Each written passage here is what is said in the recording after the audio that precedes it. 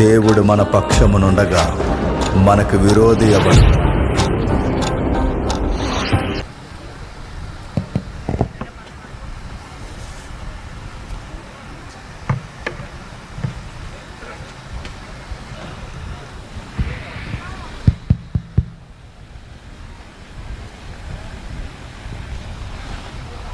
ముందుగా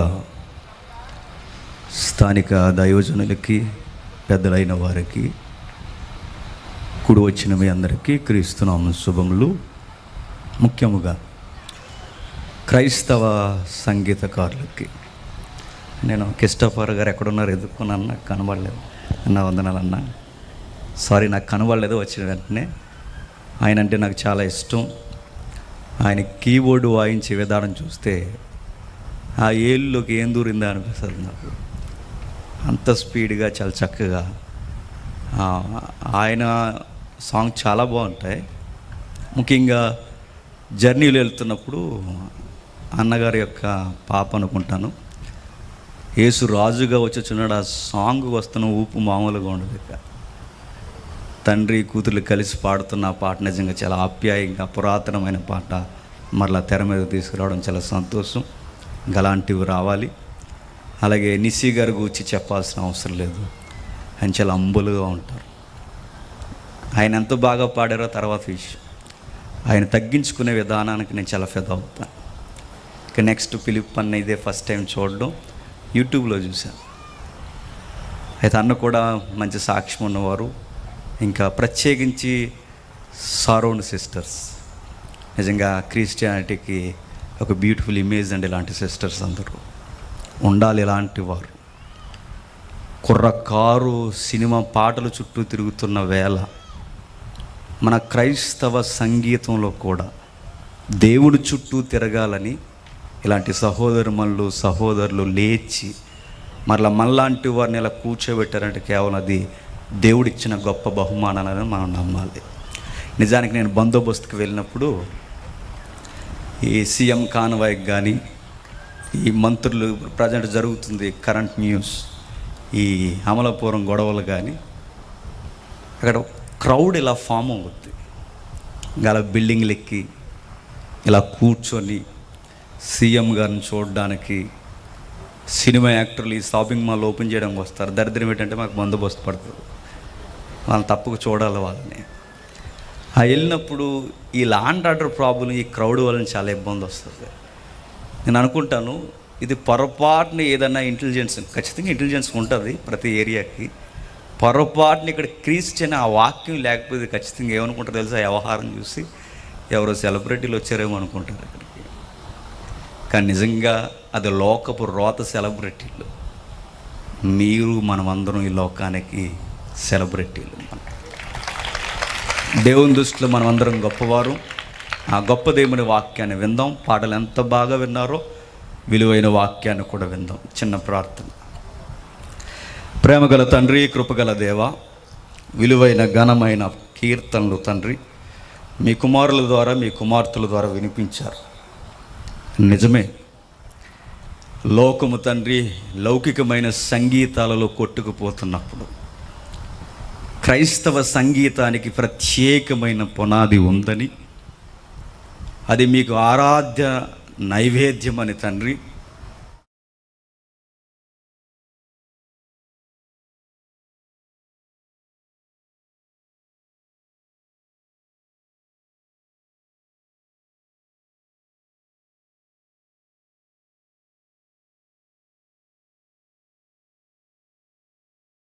సూర్యుని కింద ఏదైనా వ్యర్థమవుద్దేమో కానీ తండ్రి, ప్రభువునందు పడిన ప్రయాస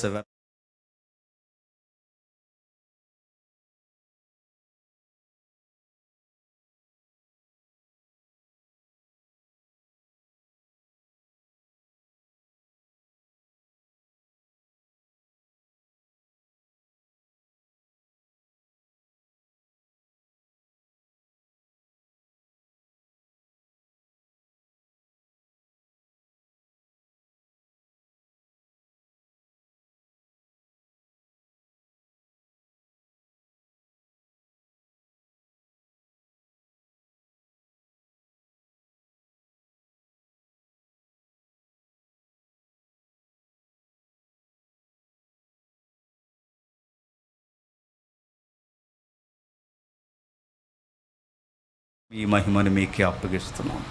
అన్ని విధాలుగా లొంగిపోతూ మీకే మహిమను ఆరోపిస్తూ క్రీస్తున్నామని ప్రార్థన సమర్పిస్తున్నాము తండ్రి. ఆమేన్. బలమైన వాక్యాన్ని విందాం కొద్ది నిమిషాలు. సంగీతానికి ఎంత ప్రాముఖ్యత ఇచ్చామో దేవుడు కూడా కీర్తనలకి ప్రత్యేకించి ఒక పుస్తకమే పెట్టాడు. ఆయన ఒక రైటర్ కీర్తనను గూర్చి ఎలా అంటాడు, ఒక కవి పరిశుద్ధ గ్రంథాన్ని గూర్చి మాట్లాడుతూ, పరిశుద్ధ గ్రంథానికి హృదయం అనేది ఉంటే, ఆ హృదయం మధ్యలో ఉంటే, ఆ మధ్యలో నుంచి సంగీత కీర్తనలు బయటకు వస్తే అది కీర్తనల పుస్తకం అవుతుందట. నిజమే కదా? బైబిల్కి సరిగ్గా మధ్యలో ఉండే పుస్తకం కీర్తన గ్రంథం. కానీ అది విచారమనాలో ఇబ్బందనాలో మరి ఏ పదం వాడాలో తెలియదు, కానీ కీర్తనని మనం పెద్దగా పట్టించుకోము. సామెతలు చదివినంతగా కీర్తనలు చదవము మనం. ప్రకటన గ్రంథం వినడానికి ఉన్నంత మోజు కీర్తనల మీదకి ఎక్కదు మనకి. ఎందుకో క్రైస్తవ్యానికి కీర్తనల మీద చిన్న చూపు. కొన్ని కీర్తనలు చదువుతున్నప్పుడు అరే దేవుడు ఈ కీర్తన ఎందుకు రాశాడా అని ఆలోచిస్తే నిజంగా ఆశ్చర్యపోయే సంగతులు ఉన్నాయి. అక్కడ కీర్తనలు మేజర్గా 2 విషయాలు చెబుతారు. ఒకటి, దేవునితో ఎలా మాట్లాడాలో మనకు చెబుతుంది. మనకున్న కండిషన్లో మనం ఎలా ధైర్యంగా ఉండాలో మనకు చెబుతుంది. కీర్తనల రుచి ఎరిగిన వాడు ఎక్కువగా నలిపేసే పుస్తకం ఏదన్నా ఉంది అంటే అది కీర్తనల పుస్తకం. నిజంగా మన లైఫ్కి చాలా దగ్గరగా ఉండే విషయాలు అవి కీర్తనలు. అవి కేవలం కీర్తనలే కాదు, వ్యక్తిగత జీవితానికి గుణపాఠాలు కూడా. అందుకేనండి క్రైస్తవ్యంలోనే కాదు, ఎంతమంది కవులు వచ్చినా, ఎంతమంది కీర్తనలు రాసినా బైబిల్ కీర్తనల్ని దాటిపోవు. అవి ఎందుకు దాటిపోవంటే కేవలం ఒకే ఒకటి, వారు అనుభవిస్తూ దేవునితో దోబూచులాడుతూ, దేవునితో పెనుగులాడుతూ, వారి లోపాలని సరిచేసుకుంటూ, వారి వ్యక్తిగతమైన జీవితంలో ఎన్నో అనుభవాలు చూస్తూ కీర్తనలు రాశారు. ఈరోజు కీర్తనలు ఎలా రాస్తున్నారు చెప్పండి? ఈరోజు అనుభవాలతో కీర్తనలు రాసేవారు లేరు, అయిపోయింది ఆ కాలం. ఈరోజు అనుభవాలతో కీర్తనలు ఎక్కడున్నాయి చెప్పండి?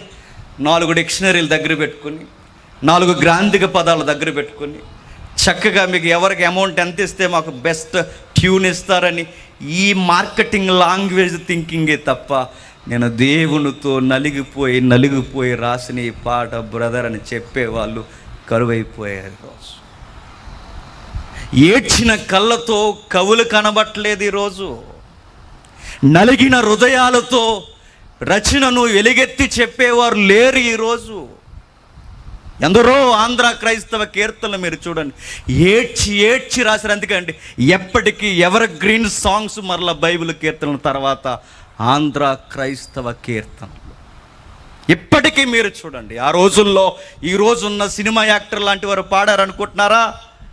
150 సంవత్సరాల క్రితం క్రైస్తవ్యాన్ని నడిపించింది సినిమా సంగీతం లేనప్పుడు హృదయాలు కదిలిపోయే పాటలు రాశారు భక్తులు. ఈరోజు మనం అనుకుంటాం తింగర మాటలు మాట్లాడుతూ పలానాయన పాడితే బాగుంటుంది, పలానాయన పాడితే బాగుంటుంది. పలానాయన కాదు, ప్రార్థన, భయభక్తులు, దేవుడంటే విధేయత చూపి జీవితంలో నలిగిపోయిన వాడు స్వరం బాగోకపోయినాడు పాడితే దేవుని దృష్టికి చాలా బాగుంటుంది. అట్టివారు కావాలి, దేవునికి నలిగేవారు కావాలి, దేవుణ్ణి నమ్మేవారు కావాలి.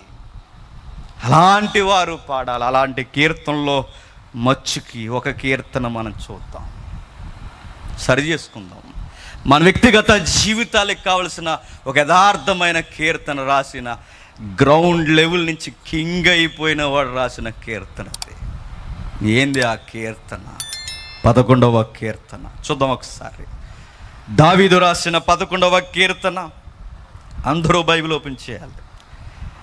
దావీదు రాసిన 11వ కీర్తన మొదటి వచనం. దావీదు రాసిన 11వ కీర్తన మొదటి వచనం. యెహోవా శరణు చొచ్చి ఉన్నాను, పక్షి వలె నీ కొండకి పారిపొమ్ము అని మీరు నాతో చెప్పుట ఎలా? దుష్టులు విల్లెక్కి పెట్టి ఉన్నారు, చీకటి యథార్థుల మీద వేయుటకే తమ బాణములు నారియందు సంధించి ఉన్నారు. పునాదులు పాడైపోగా నీతిమంతులు ఏమి చేయగలరు? ఎప్పుడన్నా ఆలోచించామా కీర్తన? అంత తీరుకుందా మనకి? చెప్పండి. కీర్తనలు ఎందుకు? ఉన్న వాక్యాలే చదవం మనం. ఈరోజు క్యాలెండర్లో వాక్యాలు చదివే బ్యాచ్ ఎక్కువైపోయారు.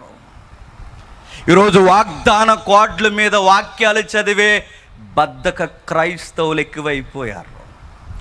ఆపదొస్తేనో ఆదివారం వస్తేనో బైబిల్ తిరగని ఆరాధన భక్తులని చెప్పుకునే వాళ్ళు ఉన్నారు. శ్రద్ధగా రోజు నేను భోజనానికి టైం కేటాయిస్తున్నట్టుగానే, స్నానానికి టైం కేటాయిస్తున్నట్టుగానే నా దేవుడు నా కొరకు రాయించిన ఈ పరిశుద్ధ గ్రంథానికి కూడా సమయాన్ని కేటాయించాలని ఆలోచించే కసిగలిగిన హృదయాలు ఉన్నాయా? ప్రశ్నే. మీకు మాట చెప్పిన మీరు నమ్మండి, నమ్మకపోండి. నాకు కేవలం బైబిల్ చదువుకోవడానికి టైం దొరకట్లేదని నా ఉద్యోగం వదిలేయాలనుకుంటున్నాను నేను. మీరు నమ్మండి, నమ్మకపోండి. నాకు పగలంతా డ్యూటీ, నైట్ అంతా మీటింగ్ ఉంటుంది, నాకు చదువుకోవడానికి టైం ఉండలేదు. నేను ప్రజలతో మాట్లాడడం కాదు, దేవుడు నాతో కూడా మాట్లాడాలిగా. ఆ మాట్లాడే సమయం దొరకట్లేదు. అక్కడ ఎక్కడ పోతుంది ఆ సమయం అంటే, ఎనిదిరిగి చూసుకుంటే గవర్నమెంట్ ఎంప్లాయ్ అన్న ముద్రే తప్ప నాకు బైబిల్ చదువు నాకు పెద్ద ప్రశ్న అవుతుంది. నాకు అది మీకు కసి రావాలని నన్నే ఉదాహరణ పెట్టి చెబుతున్నాను. బైబిల్ చదవలేని బద్ధకస్తులకి దేవుడు జవాబు ఇవ్వడు. ఆయన హృదయ కన్నీరు, ఆయన హృదయంలో ఉన్న వేదన, ఆయన హృదయంలో ఉన్న భారము, ఆయన హృదయంలో ఉన్న చిత్తము వెలువడింది గ్రంథ రూపంలో. మహానుభావులు బైబిల్ గుచ్చిన కితాబ్ ఏంటో తెలుసా? మనకు బలుబు కనిపెట్టిన ఆయన మనకు తెలుసు. ఆయన పేరేందో? థామస్. ఈ థామస్ గారు అన్న మాట మనకు తెలుసు. ఈ గంభీరమైన విశ్వం దేవుని యొక్క శక్తి సామర్థ్యాన్ని వివరిస్తే విశ్వంలో దొరకనిది బైబిల్లో మాత్రమే దొరికేది దేవుని చిత్తం అన్న. దేవుని చిత్తం విశ్వంలో దొరకదు, ఖగోళంలో దొరకదు, ఈ జాగ్రఫీ ఈ భూగోళ శాస్త్రాల్లో దొరకదు, ఎక్కడా దొరకదు. ఆయన గంభీరత ఏంటో చెబుతుంది విశ్వం. మరి దేవుని ఇష్టాలు కానివి ఎలా తెలుస్తాయి అంటే యూనివర్స్ చెప్పదు. మరి ఎక్కడ తెలుస్తాయి? ఆయనకి నచ్చింది ఒకటి, నచ్చినది ఒకటి ఉందని ఎక్కడ తెలుస్తుంది అంటే బైబిల్లో తెలుస్తుందట. థామస్ అన్న మాటది, పెద్ద ఆయన అన్న మాట గుర్తుపెట్టుకోండి. మనం చదవాలి బైబిల్ని. అలా చదువుతున్న మాటల్లో మన జీవితాల మీద ఒత్తిడి తీసుకొచ్చే మాటల్లో ఒక మాట ఈ 11వ కీర్తన. ఆయన రాస్తున్నాడు, నలిగిపోతూ రాస్తున్నాడు. రాస్తున్నప్పుడు ఎవరి పాడలో కూడా రాసేశాడు. ఆయన రాశాడు. చూడండి మొదటి వచనాలు.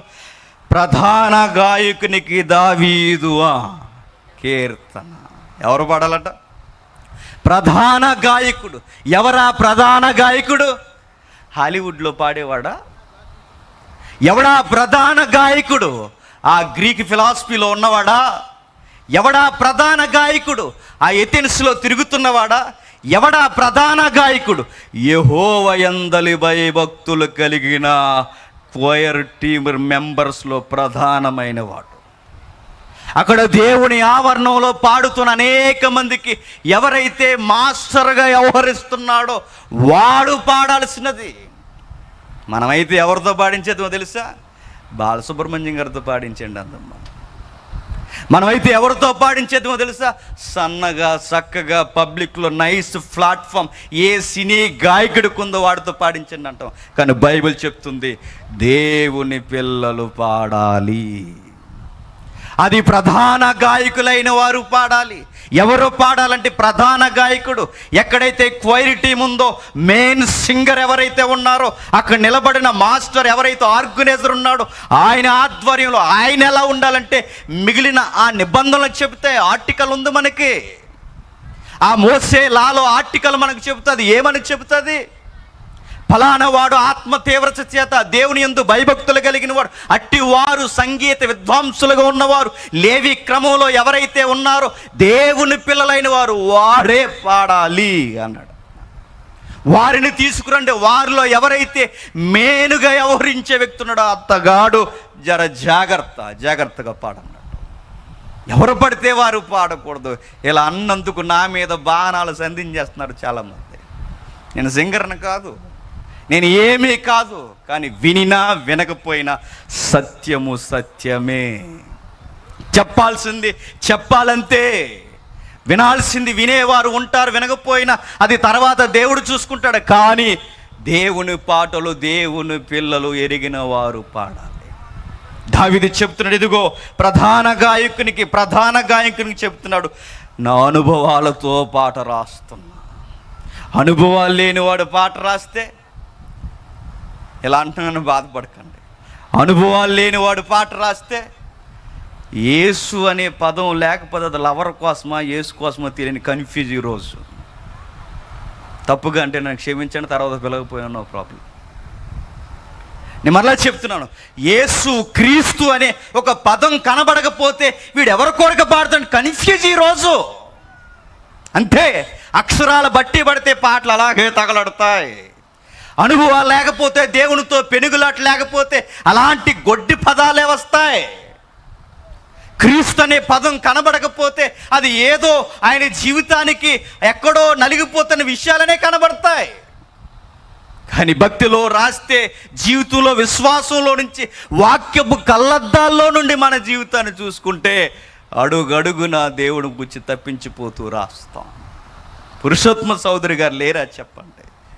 తన భార్య కళ్ళ ముందుకు వచ్చినప్పుడు, ఎప్పుడో కొన్ని ఏడాది కొంతకాలం తర్వాత తిరిగి వస్తే వాళ్ళ ముందుకు వచ్చేసరికి తన భార్యే తను గుర్తుపట్టలేదట. తన భార్య గుర్తుపెట్టకపోతే ఆకలేస్తుందమ్మ అన్నం పెట్టంటే తర్వాత గుర్తుపెట్టి పట్టుకెళ్ళి పేడ మీద అన్నం పెట్టిందట. తిను యేసు అని వెళ్ళిపోయావుగా అందట. నీకు యేసే నిజంగా దేవుడైతే ఆయన కొరకే జీవితం అయితే ఇప్పుడు తినంటే ఆ పేడ మీద ఉన్న పులిహార తింటూ రాశాడు అనుభవంతో పాట, యేసు వచ్చుచున్నాను అని. అది కదా మనకు కావాల్సింది. మన రేపే భక్తులు కావాలి, మన గుండెలను నేరుగా పొడిచే వాళ్ళు కావాలి, మన జీవితాన్ని దేవుని వాక్యాన్ని కీర్తనగా మలిసి కడిగి పడేసేవారు మనకు కావాలి. అట్టి వారు బైబిల్లో పుంకాలుగా ఉన్నారు, లిఖింపబడ్డారు. వాటిని కొనసాగించాల్సిన బాధ్యత మన మీద ఉంది. అదే చెబుతున్నారు దావీదు గారు, ఇదిగో ఆయన శరణజొచ్చి ఉన్నాను.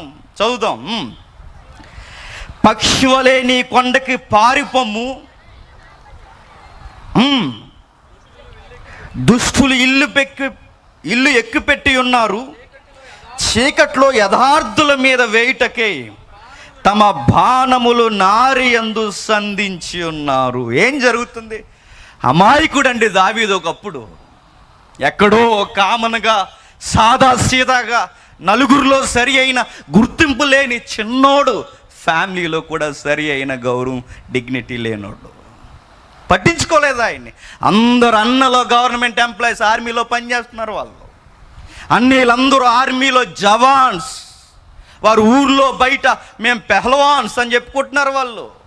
ఈ అబ్బాయిని మాత్రం గొర్రెల వెనకాల పంపించేశారు. అన్యాయం. ఈ అబ్బాయిని మాత్రం కనీసం ఏ విద్యకి, ఏ గవర్నమెంట్ ఉద్యోగానికి అర్హత లేకుండా చిన్నోడు అని చిన్న చూపు చూసి సద్దనమిచ్చి గొర్రెల వెనకాల పంపించేశారు. పట్టించుకోలేదండి. కానీ దావీదు ఎప్పుడు ఏదో రోజు ఎదుగుతాండ్రా మీ అంతు చూస్తాండ్రా అనే రకం కాదు. మనమైతే తెలుగు యాక్టర్లకు డైలాగులు కొట్టేద్దాం. ఏదోలా సరి చేస్తామని దానికి చాప్టర్ 1 చాప్టర్ 2 ఏదో పెడుదాం. మనం కూడా వాతలేసుకుంటున్నాం కదండి బయట చూసి, ఏదో ఒకటి చేద్దాం. కానీ దావీదు అలాంటి కాదు. నన్ను ఎవరు పట్టించుకోకపోయినా నా గొర్రెలు పచ్చిక బయళ్ళ మీద మేస్తే, నా గొర్రెల కాపరి నేనైతే ఈ గొర్రెను కాస్తున్న నా కాపరి పైనున్నాడు అన్నాడు. నేను పచ్చిక బయలు మీద నా గొర్రెలను మేపుతున్నాను, నన్ను మేపువాడు, నా కావల కాయవాడు ఒకడున్నాడు. మా నాన్న పట్టించుకోకపోవచ్చు గాక, మా అయ్యకి నేను గుర్తు లేకపోవచ్చు, మా అన్నకు నేను గుర్తు లేకపోవచ్చు, మా ఊరికి నేను గుర్తు లేకపోవచ్చు, నన్ను గుర్తించిన వాడు ఒకడున్నాడని మాసిన వస్త్రాలతో చెరిగిన జుట్టుతో గొర్రెల వెనకాల తిరుగుతూ, చిన్న సంగీతాన్ని పట్టుకుని వెనకాల తిరుగుతూ దేవుడు దేవుడు దేవుడు దేవుడు అని పాటలు రాసుకుంటూ తిరిగాడు. మన దేవుడు ఎలా అంటాడు చెప్పనా? ఎక్కడైతే ఆయన హృదయాలు, ఎక్కడైతే ఏ హృదయం తెరవబడి ఆయన గూర్చి హృదయానుసారంగా అరుస్తుందో ఆ స్వరాన్ని వినడానికి దేవదూతలను కూడా కొంచెంసేపు సైలెంట్గా ఉండమంటాడు. మీరు సైలెంట్గా ఉండండి అంటాడు. ఎవరిని? దేవదూతలను అంటాడు ఆయన. దేవదూతల స్వరాల కన్నా ఈ మానవ హృదయాల నుంచి వచ్చే స్వరాలు ఆయనకి తీయగా ఉంటాయి. దావీదు పాడుతూ తిరుగుతున్నాడు, తిరుగుతూ ఉండగా ఆయన ఎవరో పట్టించుకోవట్లేదు. ఆయన ఆశంతా ఒక్కటే, నా గొర్రెల మందలో ఒక చిన్న పిల్ల కూడా తప్పిపోవడానికి వీలు లేదు, ఇది నా బాధ్యత, కమిట్మెంట్ అన్నాడు అంతే. నిజానికి మంద ఎవరిదో తెలుసా? వాళ్ళ నాన్నదే. ఎవరిది? వాళ్ళ నాన్నదే. వాళ్ళ నాన్న అప్పగించాడు. నిజానికి క్లైమ్ చేస్తే దావీదుకు కూడా మంద రాదు. లా ప్రకారం, చట్ట ప్రకారం క్లైమ్ చేస్తే నామినీ నేమ్ దావీదు ఉండదు, జ్యేష్ఠుడికి పోతుంది. తన మంద కాని మందను దావీదు కాస్తున్నాడట బాధ్యతగా. మనమైతే ఏం చేద్దామండి? చాలామంది యంగ్స్టర్స్ ఉన్నారు, మిమ్మల్ని అడుగుతున్నాను నేను. మనమైతే మనం ఏం చేద్దాం చెప్పండి? నాన్న పనులు ఏదన్నా నమ్మి మనకు అప్పగించి, ఇంకా మనకు వారసత్వపు పేరు ఏమి పెట్టకపోయినా ఒక పని చేయరా అని పెడితే మనం ఏం చేస్తాం చెప్పండి? గాలి కుదులు తిరుగుతాం. విచారమనాలో, బాధనాలో, నవ్వనాలో తెలియని పేరేంటి చెప్పనా? ఎల్ఐసి పాలసీలు, పెద్ద పెద్ద పాలసీలు కడితే పాలసీ కోసం తండ్రినే చంపేసిన కొడుకులు కూతుర్లు లేరు, ఉన్నారు. పెద్ద పెద్ద ఏవైతే లోన్స్ తీసుకున్నారో అది మాకే వస్తుందంటే తల్లిదండ్రులనే ఉన్నపాటున పైకి పంపించేసిన వాళ్ళు లేరు, ఉన్నారు. ఎందుకంటే మనకి బాధ్యత అనే పదం చాలా దూరాన్ని ఉంది. మరో మాట నేను చెప్పిన, తండ్రి గొర్రెలను జాగ్రత్తగా కాయమని దావీదుకి చెబితే దావీదు నమ్మకాన్ని ఒమ్ము చేయకుండా చిన్న గొర్రె పిల్లను కూడా కాస్తున్నాడట. మరో మాట నేను చెప్తాను, మనం నాన్న గొర్రెలు కాయొద్దు కానీ, మన తండ్రి ఆస్తుల్ని మనం చక్కపెట్టొద్దు కానీ, ఈ వయసులో మన తల్లిదండ్రులు మన్నించకూడదు అని చెప్పినా, చక్కగా చదువుకోండిరా అని చెప్తారు. చక్కగా చదువుకోండిరా అని చెప్తారు. చదువుతున్నామా? బాధ్యతగా చదువుతున్నామా? అడుగుతున్నాను మిమ్మల్ని. దావీదు ఎండన పోయే అరణ్యంలో మృగాల మధ్య బాధ్యతగా గొర్రెల్ని కాసంట. నిన్ను మృగాల మధ్యకు పంపలేదు మీ నాన్న.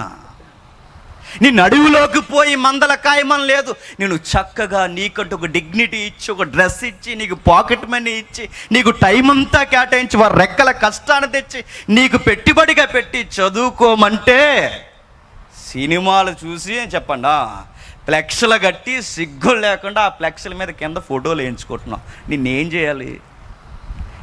చేయాలి చెప్పు? నేను ఫ్లైట్ ఎక్కించొద్దు. ఫ్లైట్ అంటే ఏంటో తెలుసా?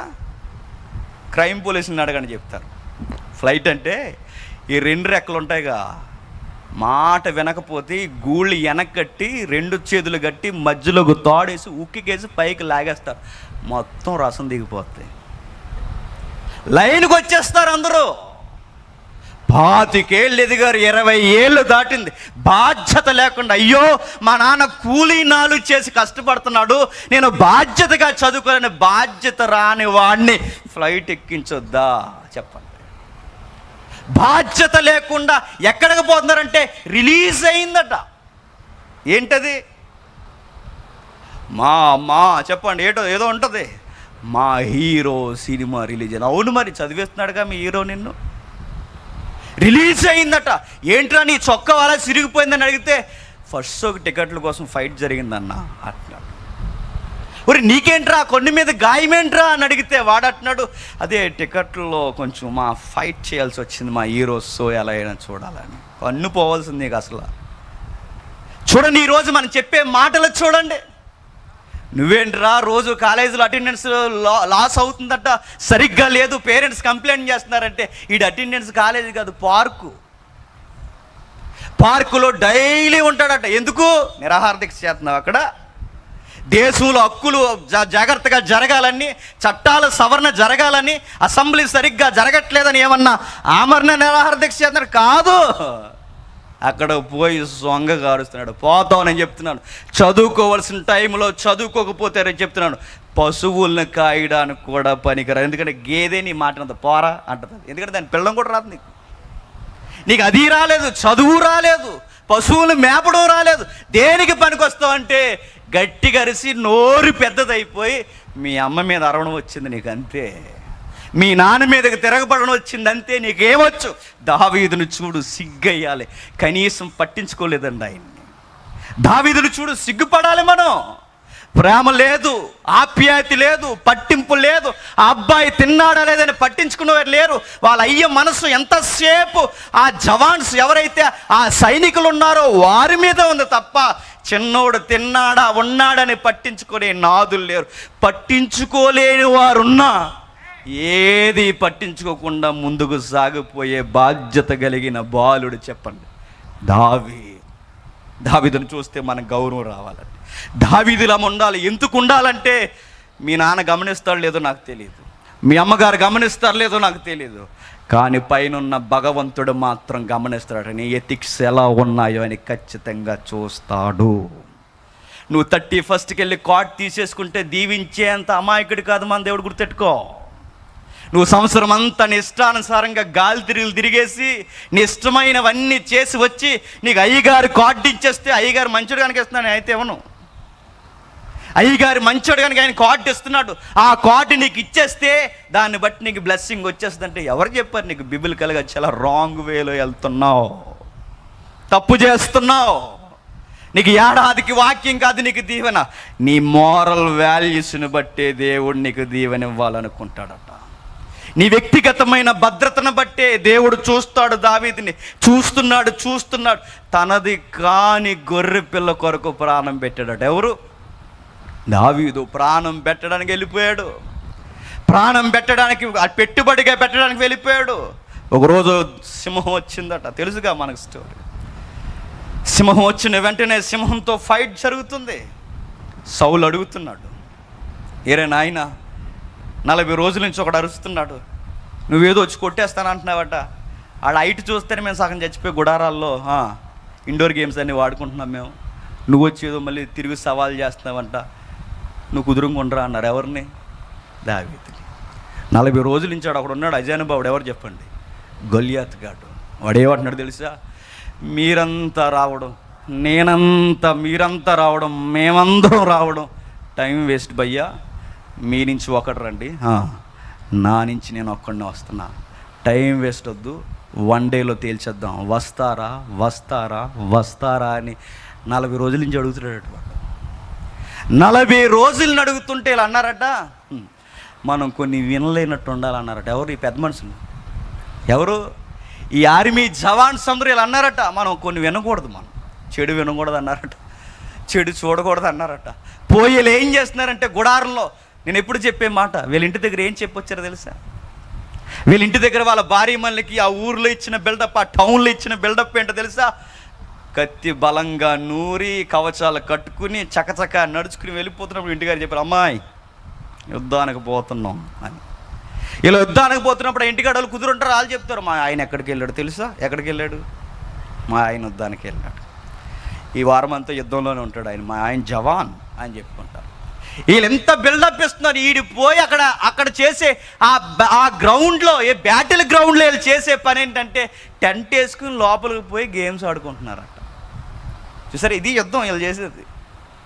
దేవుడు గమనిస్తున్నాడు, ఎవరు ఏమి చేయట్లేదు, పట్టించుకోవట్లేదు. సౌలు కూడా కిటికీలోని చూసి ఇటు చేయాల నాకన్నా హైట్ ఉన్నాడు అన్నాడట. ఇశ్రాయేలు అందరికన్నా పొడవైన వాడు ఎవరంటే రాజైన సౌలు. ఎవరొచ్చినా భుజాల దగ్గరికే వస్తారట.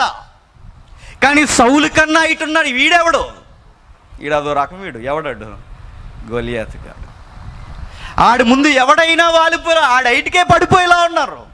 అలాంటి టైంలో సౌలు అన్నాడట, నేను వెళ్ళను, మీరు వెళ్ళొద్దు, రక్తపాతం వద్దు, శాంతి ఇద్దాం. అసలు సీన్ ఇలా ఉంటుందని తెలివి వచ్చేసారు వీళ్ళు యుద్ధానికి. సైలెంట్గా గుడారంలో ఉండి ఆఫర్లు ఇస్తున్నాడట. ఎవరు? సౌలు గారు. ఏమంటున్నారంటే, ఇదిగో ఎవడైనా, మీలో ఎవడైనా కనబడుతున్న నోరికి అదుపు లేకుండా వాగుతున్నవాడు, సున్నతి లేనివాడు, దేవుణ్ణి జీవాధిపతిని ఎక్కిరిస్తున్నవాడు ఎవడైతే ఉన్నాడో వాడిని మట్టి కరిపించిన వాడికి నా రాజ్యాన్ని, నా కూతుర్ని ఇచ్చేస్తానన్నాడట. నిజానికి తిరిగి మాట చెప్పాలంటే అక్కడ ఇచ్చేయాల్సిందే నీ కూతురిని, రాజ్యాన్ని కదా. ముందు నీ సింహాసనం ఇచ్చే దరిద్రం వదిలిపోతుంది. నువ్వు ఇచ్చేయాల్సింది రాజ్యాన్ని, కూతురిని కాదు. ముందు కత్తి ఇచ్చేయి. ఎందుకంటే కత్తికి పొదరున్నా తిప్పేవాడికి ధైర్యం లేనప్పుడు ఎందుకు ఆ కత్తికే అవమానం. దావీదు వచ్చేంత వరకు ఎవరు పట్టించుకోవట్లేదట, ఎవరికే బుర్రలకి ఎక్కట్లేదు. ఆ టైంలో దావీదు వచ్చాడు. ఎందుకు వచ్చాడు తెలుసా? అర్జెంటుగా గొర్రెలు మేపుకుంటున్న ఆయన్ని పిలిచారట. ఇంటి దగ్గర నుంచి కబురు వచ్చింది. ఏమని కబురు వచ్చిందంటే, బాబు మీ నాన్నగారు పిలుస్తున్నారు అని. ఆ రోజుల్లో వాట్సాప్ లేదులేండి, ఆ రోజుల్లో ఫేస్బుక్ మెసెంజర్ కూడా లేదులేండి. మొత్తం మీద ఏదో వార్తాహరుడు వచ్చి చెప్పాడు, మీ అయ్యి పిలుస్తున్నాడు అని. అడవి నుంచి మరొకరికి గొర్రెలను అప్పగించి బాధ్యతగా మా నాన్న గొర్రెలు జాగ్రత్తగా చూడు అని చెప్పి మరలా వచ్చి నాన్నగారు పిలిచారంట అని గౌరవించిన తండ్రిని గౌరవించి, ఏమీ లేదురా అన్నలో తెగ యుద్ధం చేస్తున్నారు 40 రోజుల నుంచి, మరి అన్నలకు కొంచెం ఎనర్జీకి మరి బలమైన ఫుడ్ కావాలిగా, క్యారేజీలు పట్టుకెళ్ళి అన్నారట. ఎవరిని? ఇటీవల మిలిటరీ ఫుడ్ తినేసి లోపల ఇండోర్ గేమ్స్ ఆడుతున్నారు. ఎక్కడ? గుడారాల్లో. వీళ్ళు చేసే పనికి మిలిటరీ ఫుడ్ సరిపోలేదని మరలా ఏ ఫుడ్ అట ఇంటి దగ్గర నుంచి స్పెషల్ క్యారేజీలు పట్టుకెళ్ళారట. ఎవరు? దావీదు గారే. ఈ క్యారేజీలు ఇలా పట్టుకుని వెళుతూ ఉండగా అవతల నుంచి అరుస్తున్నాడు ఒకడు, వాడే సున్నితి లేని గొలియాతుగాడు. రే ఇశ్రాయేలులారా, మీలో ఒక్కడు లేడా? రాజు ఏమైపోయాడు, సైనికుడు ఏమైపోయాడు? మీరు గనక ఎవడైనా వస్తే మీ దేహాన్ని ముక్కలుగా నరికి ఆకాశానికి, భూమికి ముక్కలుగా ఎదజల్లి పక్షులకి, భూ జంతువులకి ఆహారంగా మిమ్మల్ని ఇసిరేస్తారా అంటే మాకు వినబట్టలేదు అన్నారట. ఎవరు? సైనికులు. ఎవరో పట్టించుకుంటే ఆ రోజు దావీదు అన్నట. మధ్యలోకి వచ్చి పెద్దవారు అందరు నిలబడుతూ ఉండగా, అయ్యా ఎవడో ఏదో అంటున్నాడు, దేవుని మాట అంటున్నాడు, అభిషేకింపబడిన ప్రజలను అంటున్నాడు, నాకు రుచికరంగా లేదు, అది నిజమా కాదంటే పెద్దోళ్ళు అని ఉంటారు ఇలా. మాకు వినబడలేదురా, మేము సైలెంట్గా లేము, మాకు వినబడలేనట్టు మేము ఎలా యాక్టింగ్ చేస్తున్నామో నువ్వు కూడా అలా యాక్టింగ్ చేసి వెళ్ళిపో. అది కాదు సారు, ఆడేదో అంటున్నాడు, నాకు పడుతుంది, నాకు రేగుతుంది, నేను వెళతాను, ఒక్కసారి ఆడెవడో నేను చూడాలంటే ఈ పెద్దోళ్ళందరికీ కంగారైపోయి 40 రోజులు జాగ్రత్తగా మెయింటైన్ చేసి నువ్వు వచ్చి రే చూసిరమ్మంటే కాల్చి వచ్చే రకంలో అన్నావు, నువ్వు కుదురుండ్రా అన్నారట. ఎవరు? పెద్దోళ్ళు. అది కాదు సారు, నేను వెళతానంటే వాళ్ళందరూ వచ్చారు, నువ్వు ఆగరా అన్నారు. ఎవరిని? ఎందుకంటే ఇప్పుడు మాటకి మాట అంటే వాడు వచ్చేసిలో ఉన్నాడు మీదకి. ఎవడు? గొలియాతుగాడు. రే మేమన్నా అనుకున్నాడు, కన్ఫ్యూజ్లో వచ్చేస్తే ముందు మమ్మల్ని చంపేస్తాడు. కమిట్ అయ్యి వచ్చాము ఇంటికాడ, ఈ వీక్లోనే వచ్చేస్తా ఉన్నాం, మేము వెళ్ళిపోతామని చెప్పాం, ఎన్నో చెప్పాం, నువ్వు ఇలాంటివన్నీ సాగదీకి నాయన, నీకు నమస్కారం అని చెప్పారు. మొత్తం మీద ఈడు చెప్పే వినే మాట, ఈ కుర్రగాడు ఎర్రనివాడు, చక్కనివాడు, నేత్రములు గలవాడు, బైబిల్లో రికార్డ్ చేశాడు, రింగులు తలగలిగినవాడు, ఈ అబ్బాయి ఎవరీడు ఇంత ఉత్సాహంగా ఉన్నాడంటే ఆ మాట ఈ మాట, ఆధార్ కార్డు లేదు కానీ ఆ రోజులు అడ్రస్ మాత్రం తెలిసింది, ఈ అబ్బాయి పలానా వారా అబ్బాయి అని. వెంటనే తెలిసిన వెంటనే బాబు నువ్వు పెద్ద నీవంటగా, మీ అబ్బాయి మీ చిన్నోడు అస్సలు ఆగట్లేదు అన్నారు. పెద్ద నేను పిలిచి, ఏరా నాకు తెలుసురా నువ్వు కూతురు లేనోడు అని. ఆయన నేను ఎవరు పంపించారు ఎక్కడికి? నాన్న పంపించాడా? నీ సంగతి తేలుస్తాని దావీదు మీద కల్లెర చేస్తున్నాడట. సిగ్గులేని కార్యం ఏంటి చెప్పనా? గొలియాతుగాడు అన్న మాటలు పౌరుషం రాలేదు కానీ చెప్పండి, క్యారేజీలు తెచ్చిన దావీదు మీద మాత్రం కోపం వచ్చేస్తుందట. దావీదు పెద్ద పట్టించుకోలేదు. ఎందుకు చెప్పనా? మనసులో మాట దావీదు నేను అంటున్నాను, అన్నా ఫైట్ నీతో కాదే, నాకు వాడితో. నువ్వు విన్నన్నా నిన్ను పట్టించుకుని, ఎందుకంటే నువ్వు నాకు అన్నవే. నువ్వేమన్నా నిన్ను పట్టించుకుని, ఎందుకంటే నువ్వు ఎంత కాదన్నా నీకు నేను నచ్చకపోయినా నాకు నువ్వు అన్నదమ్ములు, నిన్నేమనను. నా ఫైట్ అంతా వాడితో. వాగుతున్న గొంతులో నాలుక లేకుండా చేసేంతవరకు ఇక్కడి నుంచి వెళ్ళనని అలాగ సైలెంట్గా తలదించుకుని అలాగ వెళ్ళిన తర్వాత మళ్ళీ అన్నాడట, రాజుగారు ఎక్కడున్నారు అని అడిగారట. ఎవరు? దావీదు. నువ్వు ఉండరా అంటున్నారు. ఎవరిని? దావీదు గారు. అది కాదు, రాజుగారు ఏమంటున్నారు? ఆయన జీవో కావాలిగా, గవర్నమెంట్ ఆర్డర్. రాజుగారు ఆర్డర్ ఏమిస్తున్నారు? ఆయన ఏం చెబుతున్నారంటే ఏమీ లేదు, సగ రాజ్యము వాళ్ళ అమ్మాయిని ఇచ్చేస్తానన్నాడట. స్టాండ్లో నిలబడమని చెప్పి అన్నాడు. ఎవరు? దావీదు. అదే మాట మీద, తప్పొద్దన్న మాట, అదే మాట మీద ఉండు, నేను వెళతాను వెళ్ళి చెప్పాను. కానీ ఈ సైనికులందరూ కంగారు అయిపోయి, బాబు ఆడెవడో బుడతలు వచ్చాడు, చెప్పినా వింటలేదు, 10th క్లాస్ కూడా అవ్వలేదు అనుకుంటాం, అస్సలు మాట వింటలేదు. ఇదిగో రాజా ఎవడో వచ్చాడు క్యారేజీలు పట్టుకుని, నేను వెళ్ళిపోతాను అంటున్నాడు. ఇదిగో తీసుకొచ్చాడు. ఎవరు అని అడిగితే సౌలును చూసిన వెంటనే సౌలుకి దావీదు కనబడినట్టు అన్నాడట. ఏంటి నువ్వు వెళ్తావా అన్నారట. ఎవరిని? దావీదుని. సౌలు చేసి, అవును సారు నేను వెళ్తా. నీకు అంత ధైర్యం ఏంట్రా అని అడిగారు. సారు నా ప్రొఫైల్ చెప్పమంటారా అన్నాడు. నాకు ఒక రికార్డు ఉంది చెప్పమంటారా అన్నాడు. చెప్పు అన్నారు. రికార్డ్ చెప్తాను, జాగ్రత్తగా అండర్లైన్ చేసుకోండి సారు అన్నాడు. ఏంటి? ఒక రోజు తీక్షణమైన దట్టమైన అరణ్యములో గొర్రెలను మేపుచుండగా, భీకరమైన గొర్రెల మందలను మేపుతుండగా, ఆ బంజర భూముల దగ్గర నేను గొర్రెలు మేపుతుండగా, ఒకరోజు సింహము మా మంద మీద దాడి చేసింది. పారిపోయావా అన్నారు. నో, పరిగెట్టించాను. ఏంటి? గొర్రెలనా? కాదు, సింహాన్న. నిజమే, మీరింటుంది నిజమే. మరలా వినండి. గొర్రెల మంద మీదకి మృగం దాడి చేసినప్పుడు సింహాన్ని పరిగెట్టించాను. అంత పెద్ద పని ఎందుకు చేసావరంటే, నా మందలోని నా తండ్రి అప్పగించిన గొర్రె పిల్లని అది పట్టుకుని పోతుండగా చూస్తూ ఉండలేకపోయాను. నేను గొర్రె పిల్లను ఛేదించడానికి సింహాన్ని చంపి తిని అన్నాడు. రాజుకి ఏం అర్థం అవట్లేదు, చెమటలు ఎక్కేస్తున్నాయి. ఎవరికి? సింహాన్ని చంపడం ఏంట్రా చిన్నోడా అని చూస్తున్నాడు. ఎవరిని? సింహాన్ని చంపేసా. మీరు నమ్మినా నమ్మకపోయినా సింహాన్ని నేను చంపేశాను. కుర్రోళ్ళందరూ ఉన్నారు కనుక ఒక మాట చెప్తా. యంగ్స్టర్స్, మనకి స్క్రీన్ మీద చంపేస్తారు సింహాలని. స్క్రీన్ ఉంటుందిగా, సిల్వర్ స్క్రీన్ల మీద చంపుతారు సింహాలని, పులుల్ని. ఆ సింహాలను చంపే హీరోల్ని రాత్రి ఒంటరిగా మన ఈదులోకి రమ్మనండి. మన ఈదులోకి మనకు కొన్ని సింహాలు ఉన్నాయి, వాటి పేరు గ్రామ సింహాలు. అదొక్కడ చాలు అయ్యగారికి చెప్పండి, మొత్తం తడిసిపోద్ది. ఏంటి మరి ఈయన హాలీవుడ్, బాలీవుడ్, టాలీవుడ్, కోలీవుడ్, ఏ వుడ్ అయినా అదిరిపోద్ది. మన సింహం చాలు. ఏ సింహం? అది స్క్రీన్ మీద రియల్గా చరిత్రలో, నేను అడుగుతున్నాను, రియల్గా చరిత్రలో ఎవడైనా సింహాన్ని కొట్టాడు? పుక్కట పురాణాల్లో ఉన్నారేమో, కానీ నిజముగా సింహాలను కొట్టిన వారు ఉన్నారు బైబిల్ చరిత్రలో. అందులో దావీదు ఒకడు. సింహాన్ని కొట్టాడు. సింహాన్ని దేని కూడా పెద్ద విషయం కాదు, గొర్రె పిల్లని పట్టుకెళ్ళి కొట్టాడు, నాలిక చీరేసాడు అంతే.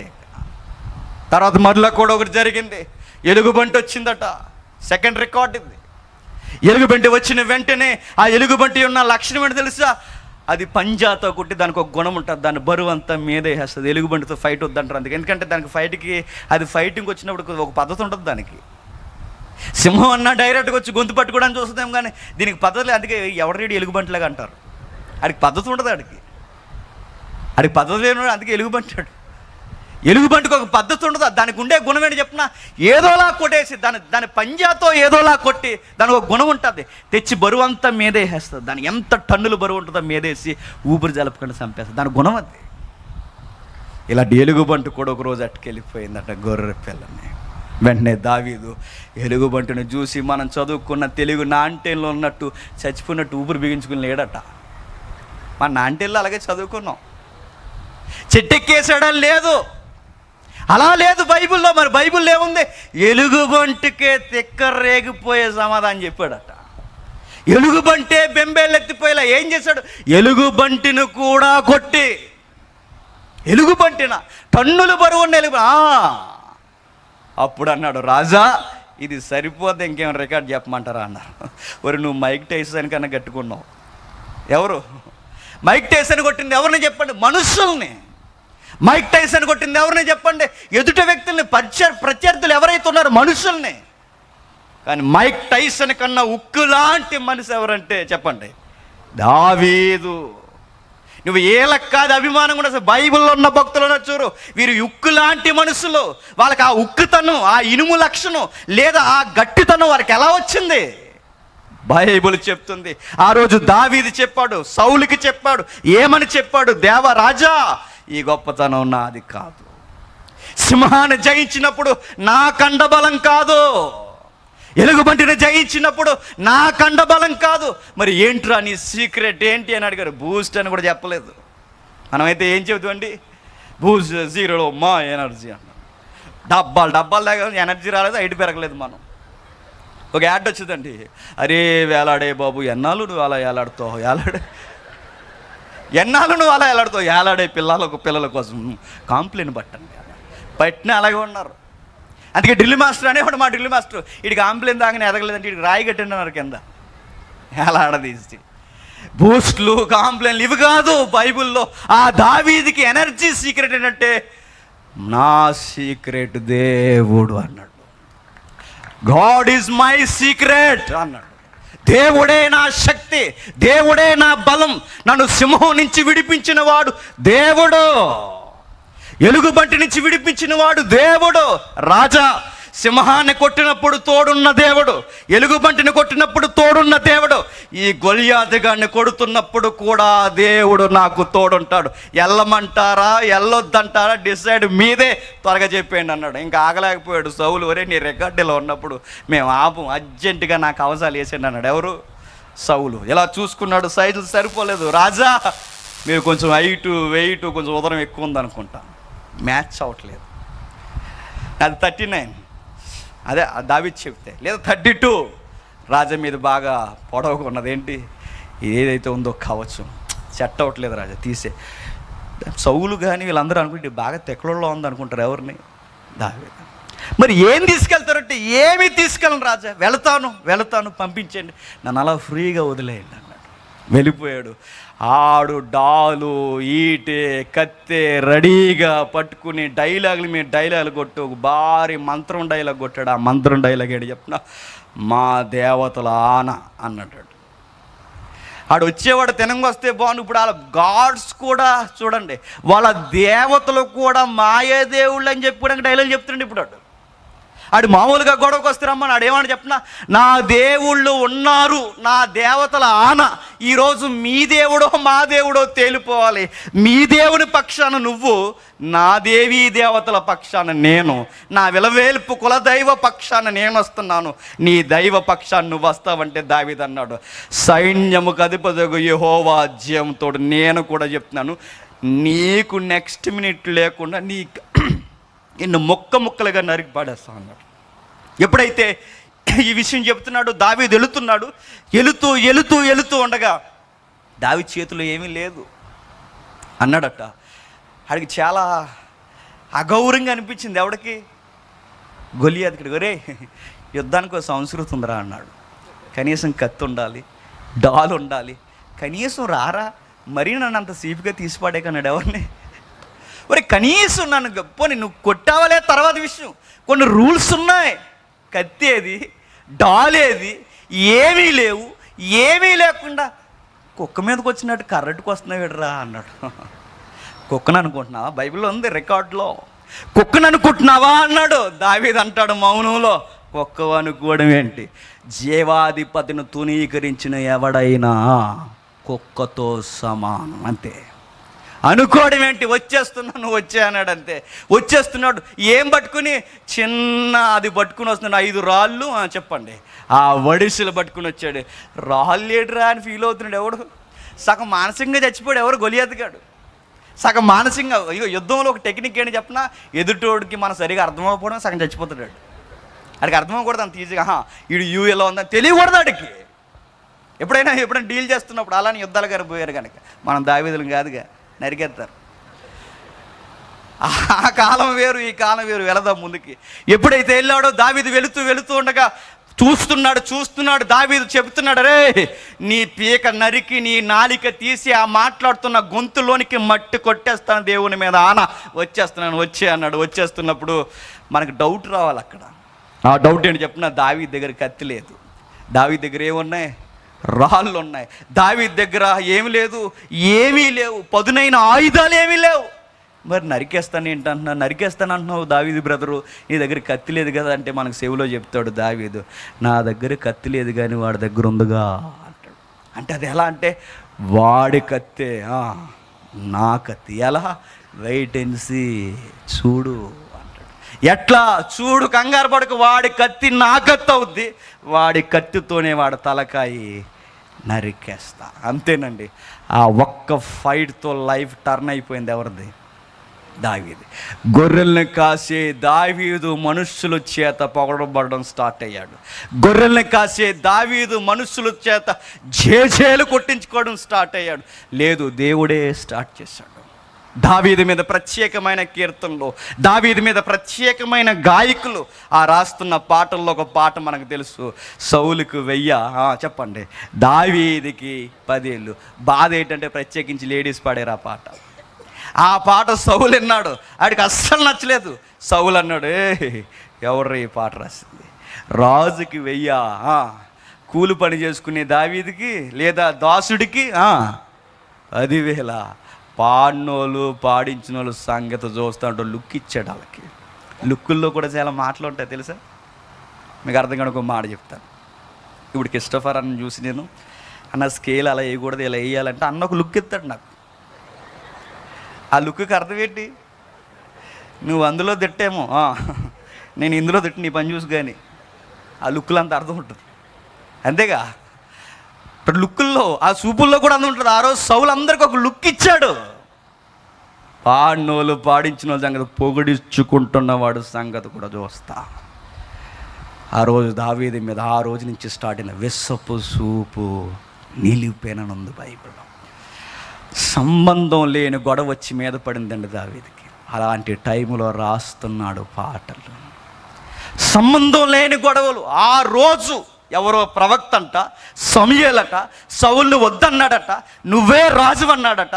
ప్రజలు, దేవుడు కోరుకుంటున్న మహారాజు, ఇశ్రాయేలుని పరిపాలించాల్సింది నువ్వే అని దేవుడు కోరుతున్నాడని అభిషేకం జరిగిందంట. ఆ రోజు మొదలండి దావీదుని పరిగెట్టిస్తూనే ఉన్నారు.